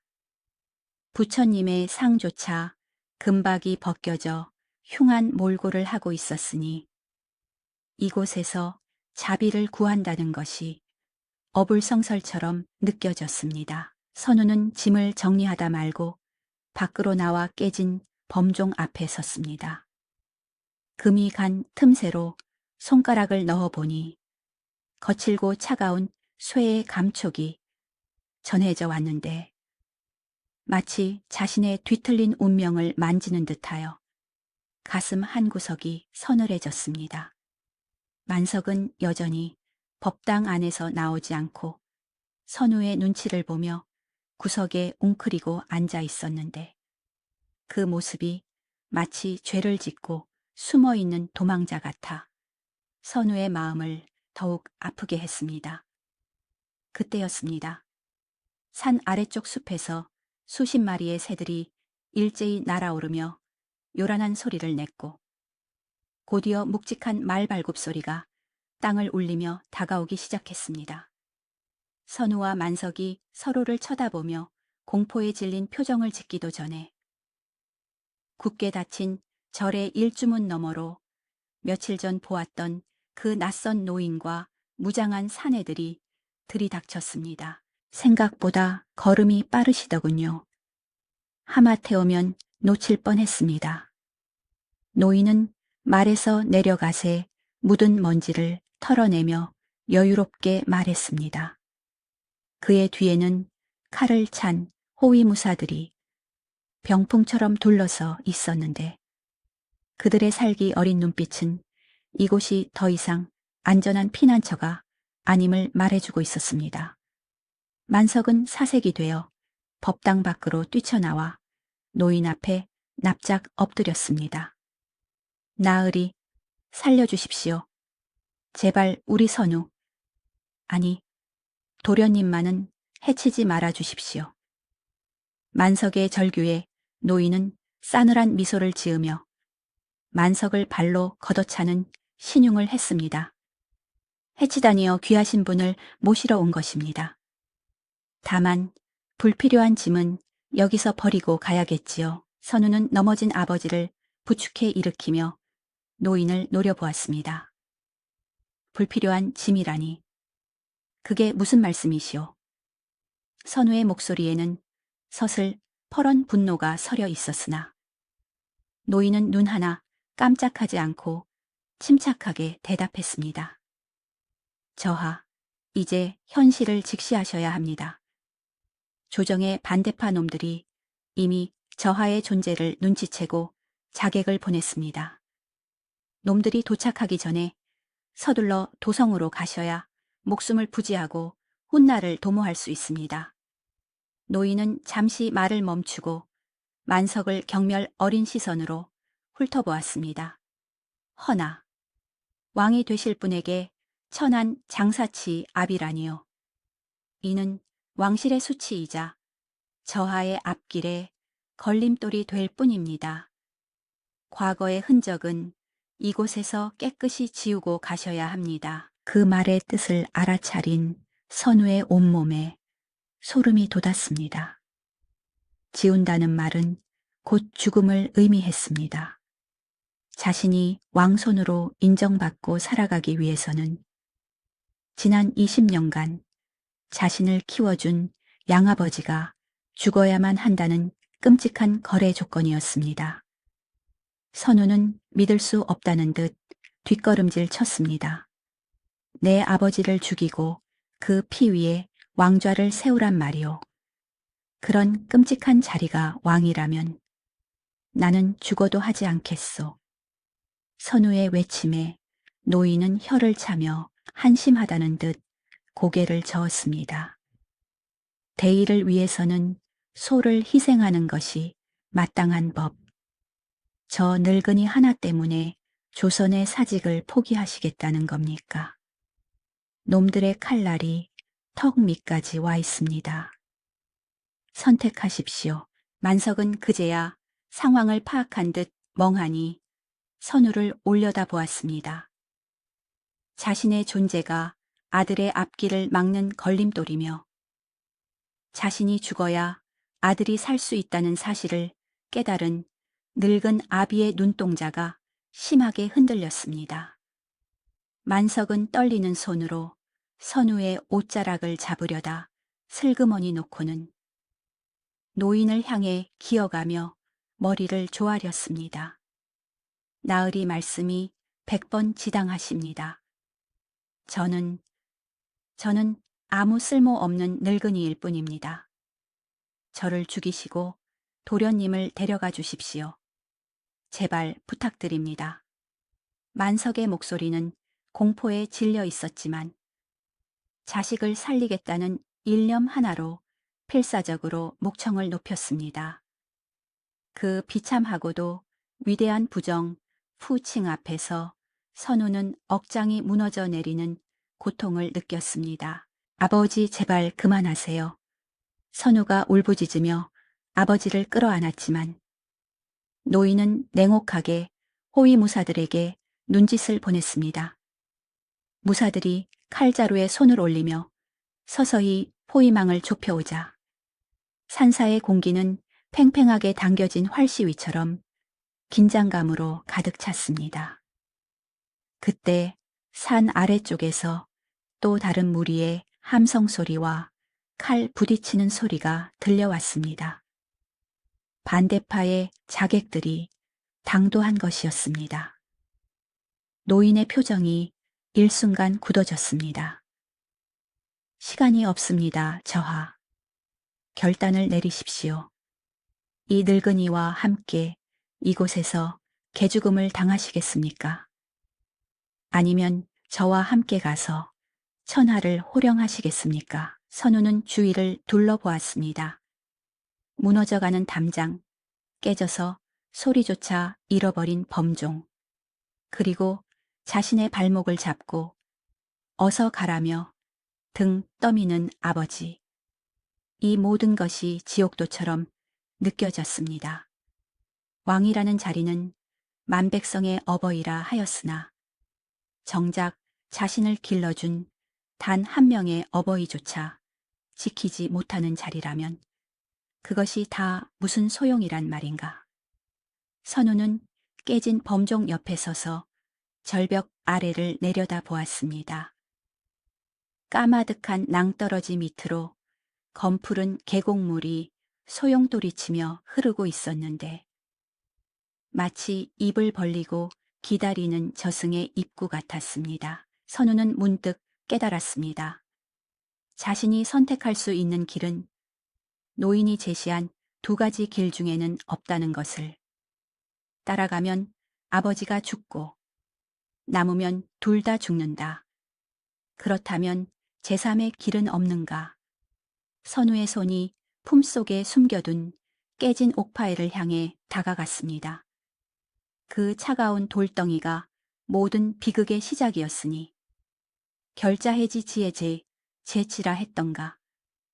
끝을 맺는 것도 이 돌덩이여야만 했습니다. 그는 아버지 만석을 일으켜 세워 자신의 등 뒤로 숨기며 노인과 무사들을 향해 돌아섰습니다. 그의 눈빛은 더 이상 혼란스러운 청년의 것이 아닌 결의에 찬 사내의 것으로 변해 있었습니다. 내 운명은 내가 정한다. 선우가 낮지만 또렷한 목소리로 말했습니다. 바람이 불어와 그의 헝클어진 머리카락을 날렸고 깨진 범종이 바람에 부딪혀 덩, 덩 하고 둔탁하게 울었습니다. 그것은 마치 다가올 파국을 예고하는 조종 디어종 과도 같았습니다. 노인은 선우의 기세에 잠시 멈칫했으나 이내 다시 재촉했습니다. 어리석은 생각 마십시오. 혈통은 부정한다고 없어지는 것이 아닙니다. 하지만 선우는 듣지 않았습니다. 그는 오직 자신의 등 뒤에서 벌벌 떨고 있는 늙은 아버지의 거친 숨소리에만 귀를 기울였습니다. 피보다 진한 것이 무엇인지, 천명보다 무거운 것이 무엇인지 선우는 뼈저리게 느끼고 있었습니다. 절벽 끝에 선 선우의 손은 거친 무명 옷자락을 하얗게 질릴 정도로 꽉 움켜쥐고 있었습니다. 그 옷은 만석이 밤을 세워가며 지어준 세상에서 가장 따뜻하고 안전한 갑옷이었습니다. 저 화려한 골룡포가 피로 얼룩진 수의 수이라면 이 남루한 무명옷이야말로 사람답게 살 수 있는 유일한 길임을 그는 깨달았습니다.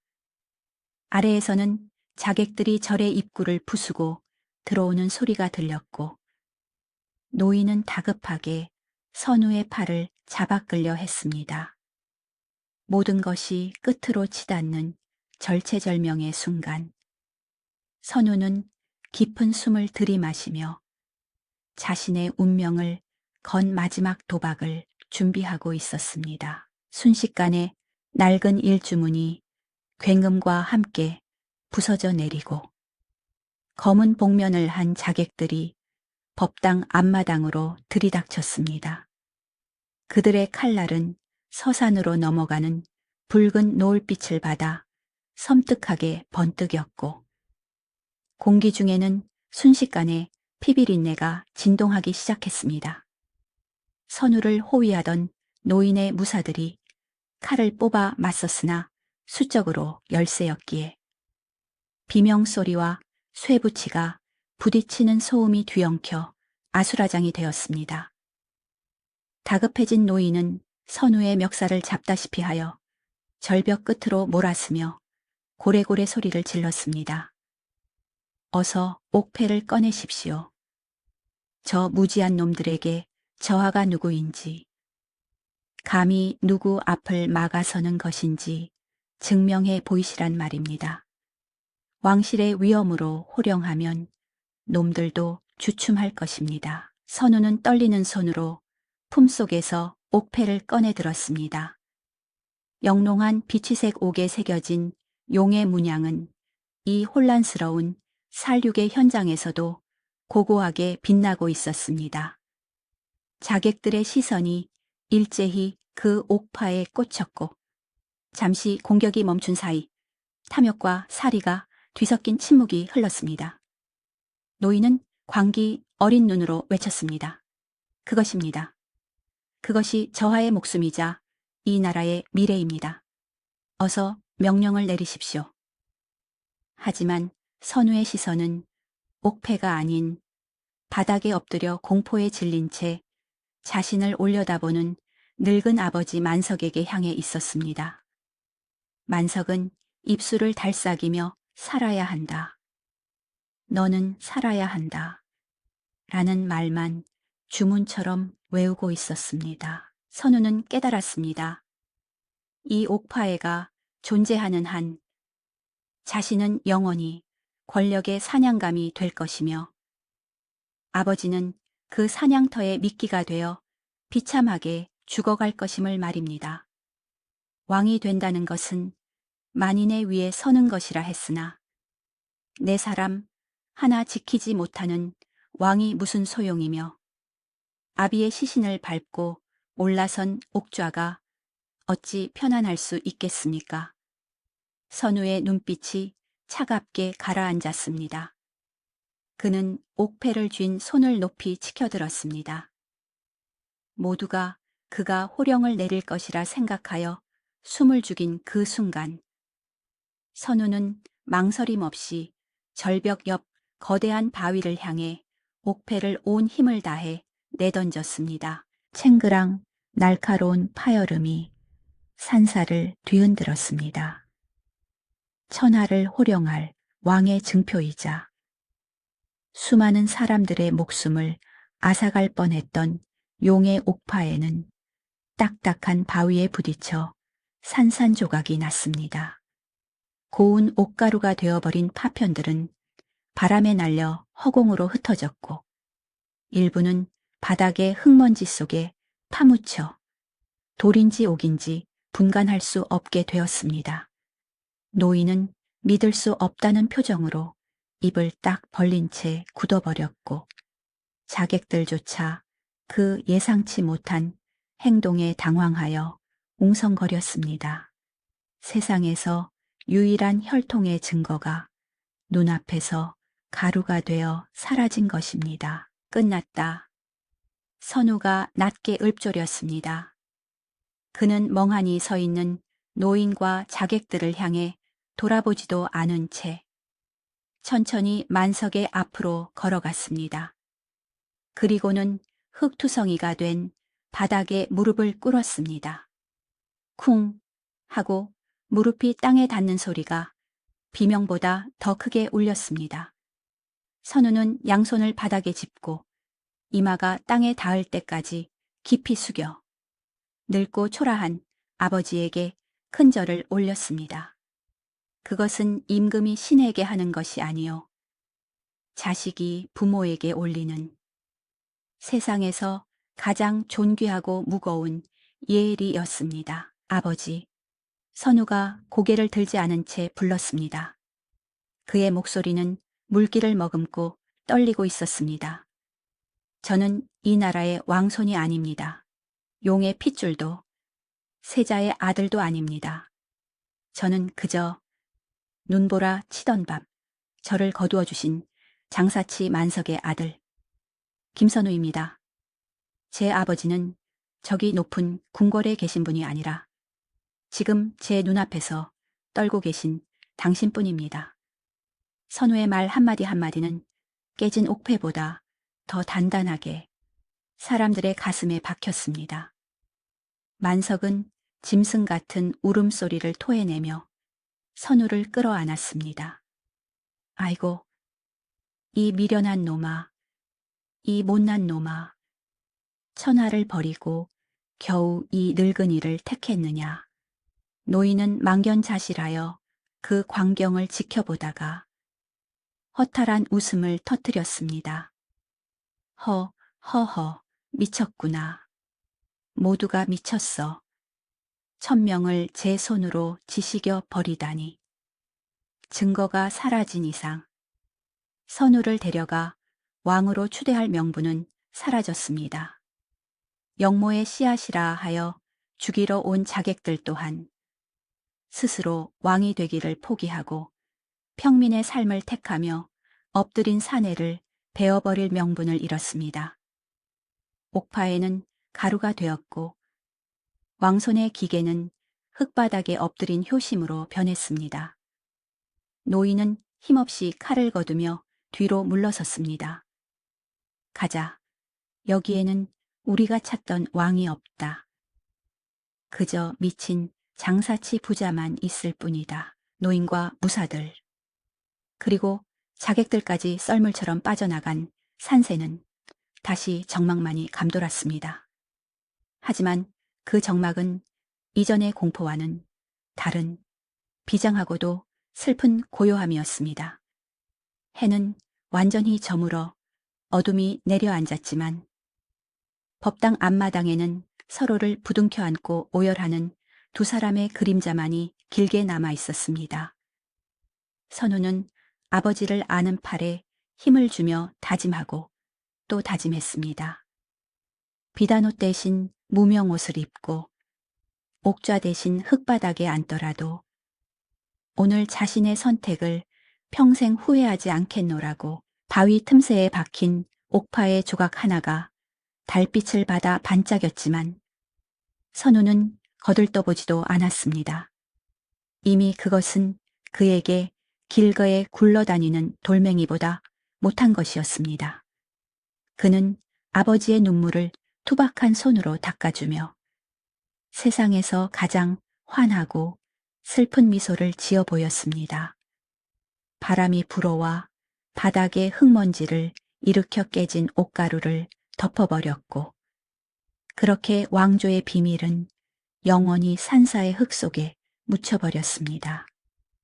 두 사람은 서로의 천에 의지한 채 폭풍이 지나간 폐허 속에서 긴 밤을 맞이하고 있었습니다. 폭풍이 휩쓸고 지나간 자리에 찾아온 고요함은 생각보다 길고 깊었습니다. 산사에서의 그날 밤 이후 노인과 자객들은 거짓말처럼 자취를 감추었습니다. 증표가 사라진 빈겁대기 왕소는 그들에게 더 이상 이용할 가치도 죽여서 없애야 할 위협도 아니었기 때문입니다. 세상으로부터 철저히 잊혀진 두 사람은 남쪽으로 더 남쪽으로 내려가 육지의 끝자락에 닿아서야 비로소 짐을 풀었습니다. 파도 소리만이 밤낮으로 들려오는 외딴 바닷가 마을. 갯내음이 물씬 풍기는 작은 초가집이 그들의 새로운 보금자리가 되었습니다. 선우는 그곳에서 비단 대신 그물을 만지고 붓 대신 노를 저으며 어부로서의 삶을 시작했습니다. 거친 바닷바람은 그의 얼굴을 검게 그을리게 했고 손바닥에는 굳은 살이 훈장처럼 박혔지만 그의 마음은 그 어느 때보다 평화로웠습니다. 하지만 그 평온함을 얻기 위해 치러야 했던 대가는 너무나 가혹했습니다. 평생을 마음 졸이며 살아온 만석의 몸은 긴장이 풀리자마자 마치 줄 끊어진 검은 곳처럼 맥없이 무너져 내리고 말았습니다. 산사에서 겪었던 극도의 공포와 충격, 그리고 비를 맞으며 도망쳤던 고단한 여정이 늙은 노인의 진기를 모두 갉아먹은 탓이었습니다. 만석은 자리에 누워 다시는 일어나지 못했고 하루가 다르게 야위어만 갔습니다.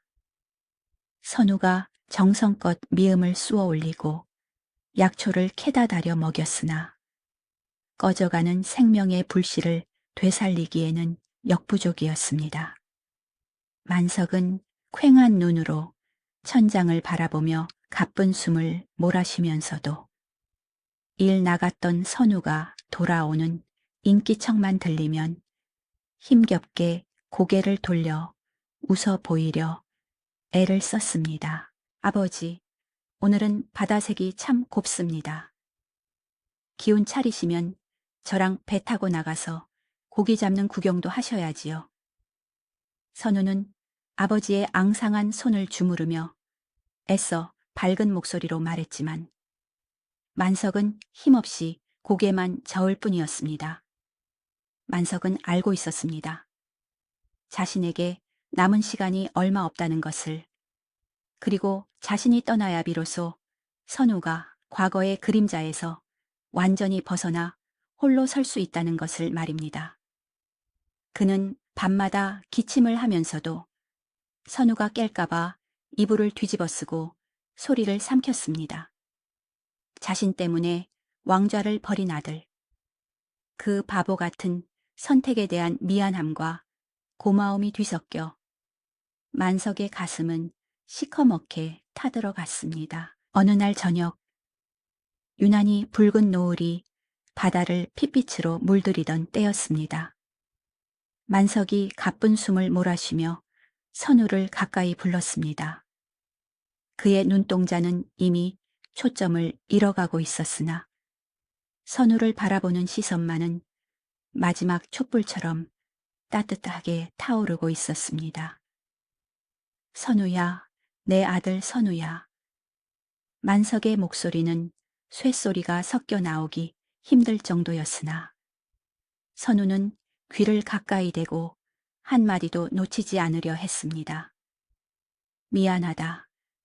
이 못난 아비를 만나 고생만 하고 그 귀한 자리를. 만석은 끝내 말을 잇지 못하고 눈물을 흘렸습니다. 죽는 순간까지도 아들의 앞길을 막았다는 죄책감이 그의 발목을 잡고 있었던 것입니다. 선우는 아버지의 손을 자신의 뺨에 갖다 대며 고개를 저었습니다. 그런 말씀 마세요. 아버지가 아니었으면 저는 20년 전 그 눈밭에서 얼어 죽었을 겁니다. 아버지가 저를 살리셨고 아버지가 저를 사람으로 만드셨습니다. 왕이 되는 것보다 아버지 아들로 사는 게 제게는 더 큰 영광입니다. 선우의 진심 어린 고백에 만석의 주름진 눈가의 물기가 고였습니다. 그는 떨리는 손가락으로 선우의 얼굴을 더듬었습니다. 이마, 코, 입술, 피 한 방울 섞이지 않았지만 가슴으로 낳아 기른 내 새끼. 만석은 비로소 마음의 짐을 내려놓는 듯 편안한 표정을 지었습니다. 그래, 너는 내 아들이다. 누가 뭐래도 자랑스러운 내 아들이다. 만석의 입가에 옅은 미소가 번졌습니다. 그것은 20년 전 강보에 쌓인 아이를 처음 안았을 때 지었던 그 미소와 닮아 있었습니다. 부디 아프지 말고 평범하게 남들처럼 웃으며 살거라. 만석의 목소리가 점차 잦아들더니 쥐고 있던 선우의 손에서 스르르 힘이 빠져나갔습니다. 창밖에서는 파도가 철썩 하고 갯바위를 때리는 소리가 들려왔고 방 안에는 무거운 정막만이 남았습니다. 만석은 고단했던 삶의 짐을 모두 내려놓고 가장 사랑하는 아들의 품 안에서 영원한 잠에 빠져들었습니다. 선우는 소리 내어 울지 않았습니다. 그저 아버지의 아직 식지 않은 손을 뺨에 비비며 하염없이 눈물만 흘렸습니다. 목구멍에서 뜨거운 덩어리가 치밀어 올랐지만 편안하게 눈을 감은 아버지의 마지막 길을 시끄러운 통곡으로 방해하고 싶지 않았기 때문입니다. 그는 밤새 아버지의 곁을 지키며 지난날의 추억들을 하나하나 되새겼습니다. 장터에서 국밥을 나눠 먹던 일, 글을 배우다 혼나던 일, 비단 가게에서 함께 장부를 정리하던 일, 그 모든 평범한 순간들이 이제는 다시는 돌아올 수 없는 사무치는 그리움이 되어버렸습니다. 왕의 아들이라는 허울 좋은 이름보다 만석의 아들로서 보낸 그 소박한 시간들이 얼마나 소중했는지 뼈저리게 느꼈습니다. 다음 날 선우는 마을 뒷산 양지 바른 곳에 땅을 팠습니다. 관을 짤 돈도 넉넉지 않아 거적에 싸서 모셔야 했지만 선우는 흙 한 줌 한 줌을 정성스럽게 덮어주었습니다. 바다가 훤히 내려다 보이는 곳, 살아서는 평생 숨어 지내고 눈치 보며 살았으니 죽어서라도 탁 트인 바다를 보며 마음 편히 쉬시라는 뜻이었습니다.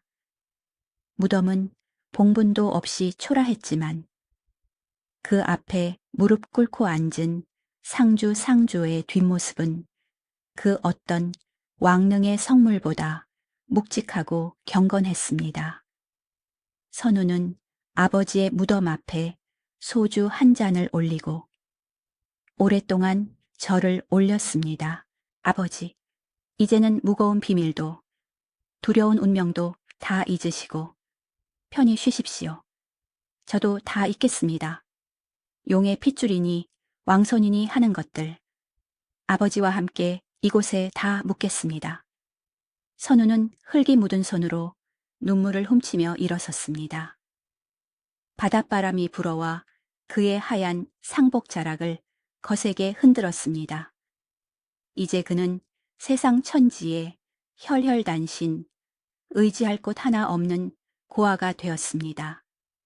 하지만 그의 눈빛은 더 이상 흔들리지 않았습니다. 아버지가 목숨 바쳐 지켜낸 삶.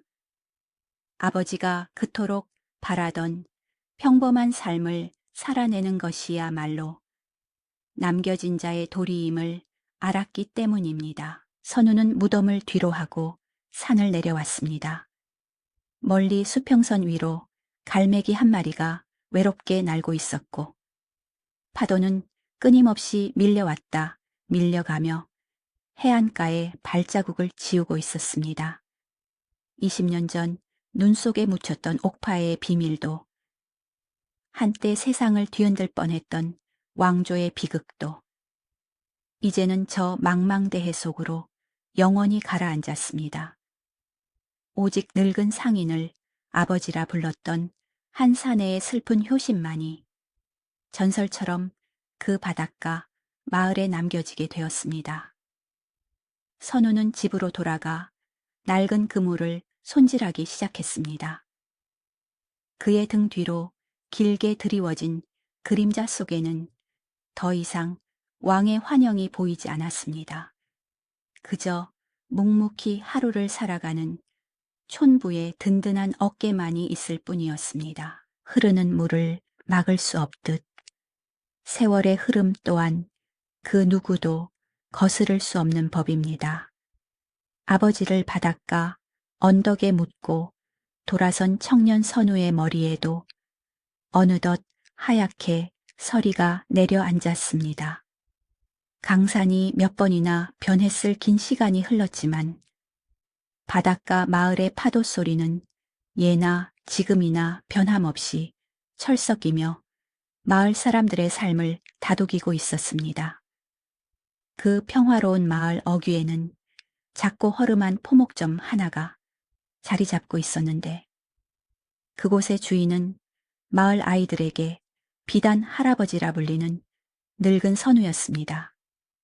그는 젊은 시절처럼 여전히 꼿꼿한 허리와 온화한 미소를 지니고 있었으나 이제는 그 눈빛에서 예전의 날카로운 고뇌나 슬픔 대신 깊은 강물 같은 평온함만이 느껴졌습니다. 마을 사람들은 그저 그를 마음씨 좋은 늙은 장사치로만 알고 있을 뿐 그가 한때 이 나라의 왕이 될 뻔했던 존귀한 핏줄이라는 사실은 꿈에도 알지 못했습니다. 가끔 도성에서 내려온 관리들이나 지나가는 나그네들이 그의 범상치 않은 기품에 놀라 어르신은 예전에 한양에서 벼슬이라도 하셨습니까? 하고 묻곤 했지만 그럴 때마다 선우는 그저 사람 좋게 웃으며 고개를 저을 뿐이었습니다. 벼슬이라니요. 저는 그저 평생 비단이나 팔고 그물이나 깁던 촌부일 뿐입니다. 그의 대답에는 한 점의 거짓도 아쉬움도 섞여 있지 않았습니다. 그에게 왕이라는 자리는 뜬구름 같은 허상이요.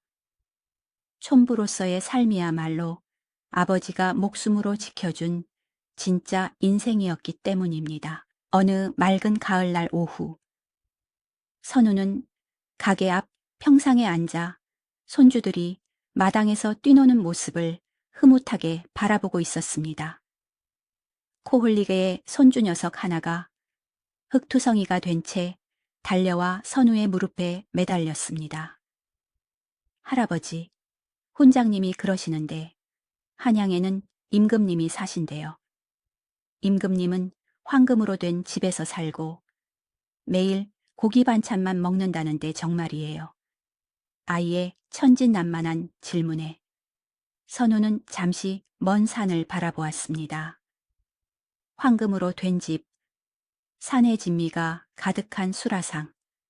하지만 그 화려함 뒤에 숨겨진 피비린내와 형제조차 죽여야 하는 비정한 권력의 속성을 그는 누구보다 잘 알고 있었습니다. 선우는 아이의 머리를 거친 손으로 쓰다듬으며 나직하게 말해 주었습니다. 글쎄다. 황금집에 산다고 해서 마음까지 편안한 것은 아니란다. 비단 이불을 덮어도 가시방석에 누운 듯 잠 못 이루는 밤이 있고, 거친 무명 이불을 덮어도 꿀맛 같은 잠을 자는 밤이 있는 법이지. 할아버지는 우리 강아지들이 높은 사람보다는 마음이 따뜻한 사람이 되었으면 좋겠구나. 아이는 할아버지의 말이 무슨 뜻인지 다 알아듣지 못하고 고개만 갸웃거렸지만 선우의 따뜻한 손길이 좋아 그 품에 얼굴을 비볐습니다. 선우는 아이를 꼭 안아주며 생각했습니다.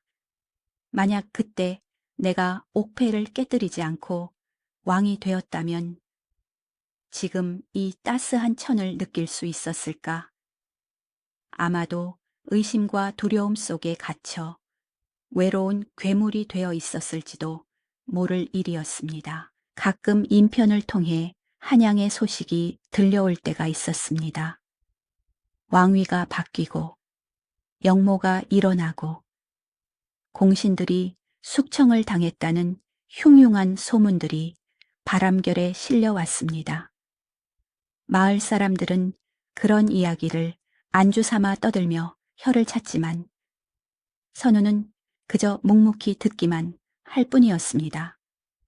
자신이 앉았을지도 모를 그 옥좌가 얼마나 위태롭고 허망한 자리인지를 다시금 확인할 뿐 그 어떤 미련도 갖지 않았습니다. 그에게는 지금 당장 텃밭에 심어놓은 배추가 잘 자라는지, 내일 장날에 팔 비단 색깔이 고운지가 더 중요한 나라실이었습니다. 그는 권력의 정점이 아닌 삶의 가장 낮은 곳에서 진정한 평화를 찾은 것입니다. 해가 뉘엿뉘엿 저물어가고 손주들도 각자의 집으로 돌아간 뒤 선우는 방으로 들어가 낡은 반다디를 열었습니다. 그 안에는 이제 더 이상 깨진 옥파에 같은 것은 없었습니다. 대신 그가 꺼낸 것은 세월의 때가 꼬질꼬질하게 묻은 여기저기 기운 자국이 역력한 낡은 무명 저고리 한 벌이었습니다. 그것은 바로 양아버지 만석이 생전에 즐겨 입던 옷이자 그들이 쫓기던 밤 선우에게 덮어주었던 바로 그 옷이었습니다. 비단 장수로서 평생 수만 필의 고운 비단을 만져보았지만 선우에게 이 세상에서 가장 귀하고 아름다운 옷은 바로 이 누더기 같은 무명 옷이었습니다. 선우는 호롱불 아래 앉아 바늘에 실을 꿰었습니다. 노안이 와서 바늘귀를 찾는 것이 쉽지 않았지만 그의 손놀림은 여전히 섬세하고 정갈했습니다. 옷의 해진 부분을 한 땀 한 땀 기어가며 그는 아버지 만석과 마음속으로 대화를 나누었습니다. 아버지, 보이십니까? 제가 이렇게 늙었습니다. 아버지보다 더 늙어버렸습니다. 바늘이 천을 통과할 때마다 사각, 사각 하는 소리가 났는데 그것은 마치 아버지가 옆에서 그래, 잘 살았다. 내 아들, 참으로 잘 살았다. 하고 속삭이는 소리처럼 들렸습니다. 선우의 입가에 옅은 미소가 번졌습니다. 왕의 용포 룡포는 백성의 피와 땀으로 짜여지지만 아버지의 무명옷은 자식을 향한 사랑과 희생으로 짜여진 것이니 어찌 감히 비교할 수 있겠습니까? 창호지 문 너머로 붉은 노을빛이 스며들어 방 안을 아늑하게 물들였습니다. 선우는 바느질을 멈추고 잠시 눈을 감았습니다. 지난 세월의 파노라마가 주마등처럼 스쳐 지나갔습니다. 눈보라 치던 밤의 울음소리, 아버지의 등 뒤에서 보았던 넓은 세상, 산사에서 옥패가 깨지던 날카로운 소리, 그리고 아버지의 마지막 숨결이 닿았던 손끝의 감촉까지. 그 모든 기쁨과 슬픔, 고통과 행복이 한데 어우러져 지금의 노인 김선우를 만들었습니다. 그는 자신의 인생이 실패한 왕의 이야기가 아니라 성공한 인간의 이야기였음을 비로소 확신할 수 있었습니다. 이제 갈 때가 되었나 보. 선우는 혼잣말처럼 중얼거리며 꿰매던 옷을 곱게 개어 무릎 위에 올렸습니다. 몸은 늙고 병들었으나 마음은 깃털처럼 가벼웠습니다. 그는 자리에서 일어나 방문을 활짝 열었습니다. 눈앞에 펼쳐진 바다는 저녁노를 받아 황금빛으로 찬란하게 빛나고 있었고, 멀리서 불어오는 바람에는 짭조름한 소금기와 함께 아버지의 냄새가 섞여 있었습니다. 선우는 툇마루에 걸터 앉아 그 풍경을 하염없이 바라보았습니다. 어쩌면 저 바다 건너편 어딘가에서 아버지가 팔을 벌리고 기다리고 있을 것만 같았습니다. 선우의 고개가 천천히 아래로 떨구어졌습니다.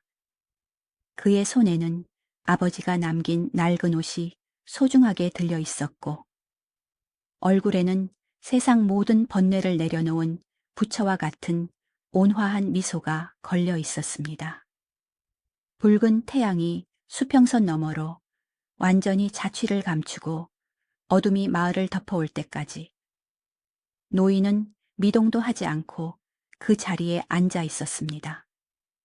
마을 어디선가 저녁밥 짓는 연기가 피어오르고 누군가가 가족을 부르는 정겨운 소리가 들려왔습니다. 그것은 왕은 결코 가질 수 없었던, 그러나 상인의 아들 선우는 평생을 누렸던 작지만 위대한 행복의 소리였습니다. 바람이 불어와 노인의 흰 수염을 부드럽게 쓰다듬고 지나갔습니다. 역사책 어디에도 기록되지 않은 조선에 숨겨진 왕통은 그렇게 바닷가 작은 마을의 툇마루에서 조용히 막을 내렸습니다. 그러나 그의 이야기는 파도 소리에 섞여 혹은 촌부들의 입에서 입으로 전해지며 화려한 왕관보다 더 빛나는 효샤오와 사람됨의 전설로 이 땅에 영원히 남게 되었습니다. 낡은 반다디 깊은 곳, 깨진 옥파의 기억은 사라졌으나 아버지가 남긴 사랑은 실이 되어 끊어지지 않고 면면이 이어져 갈 것입니다.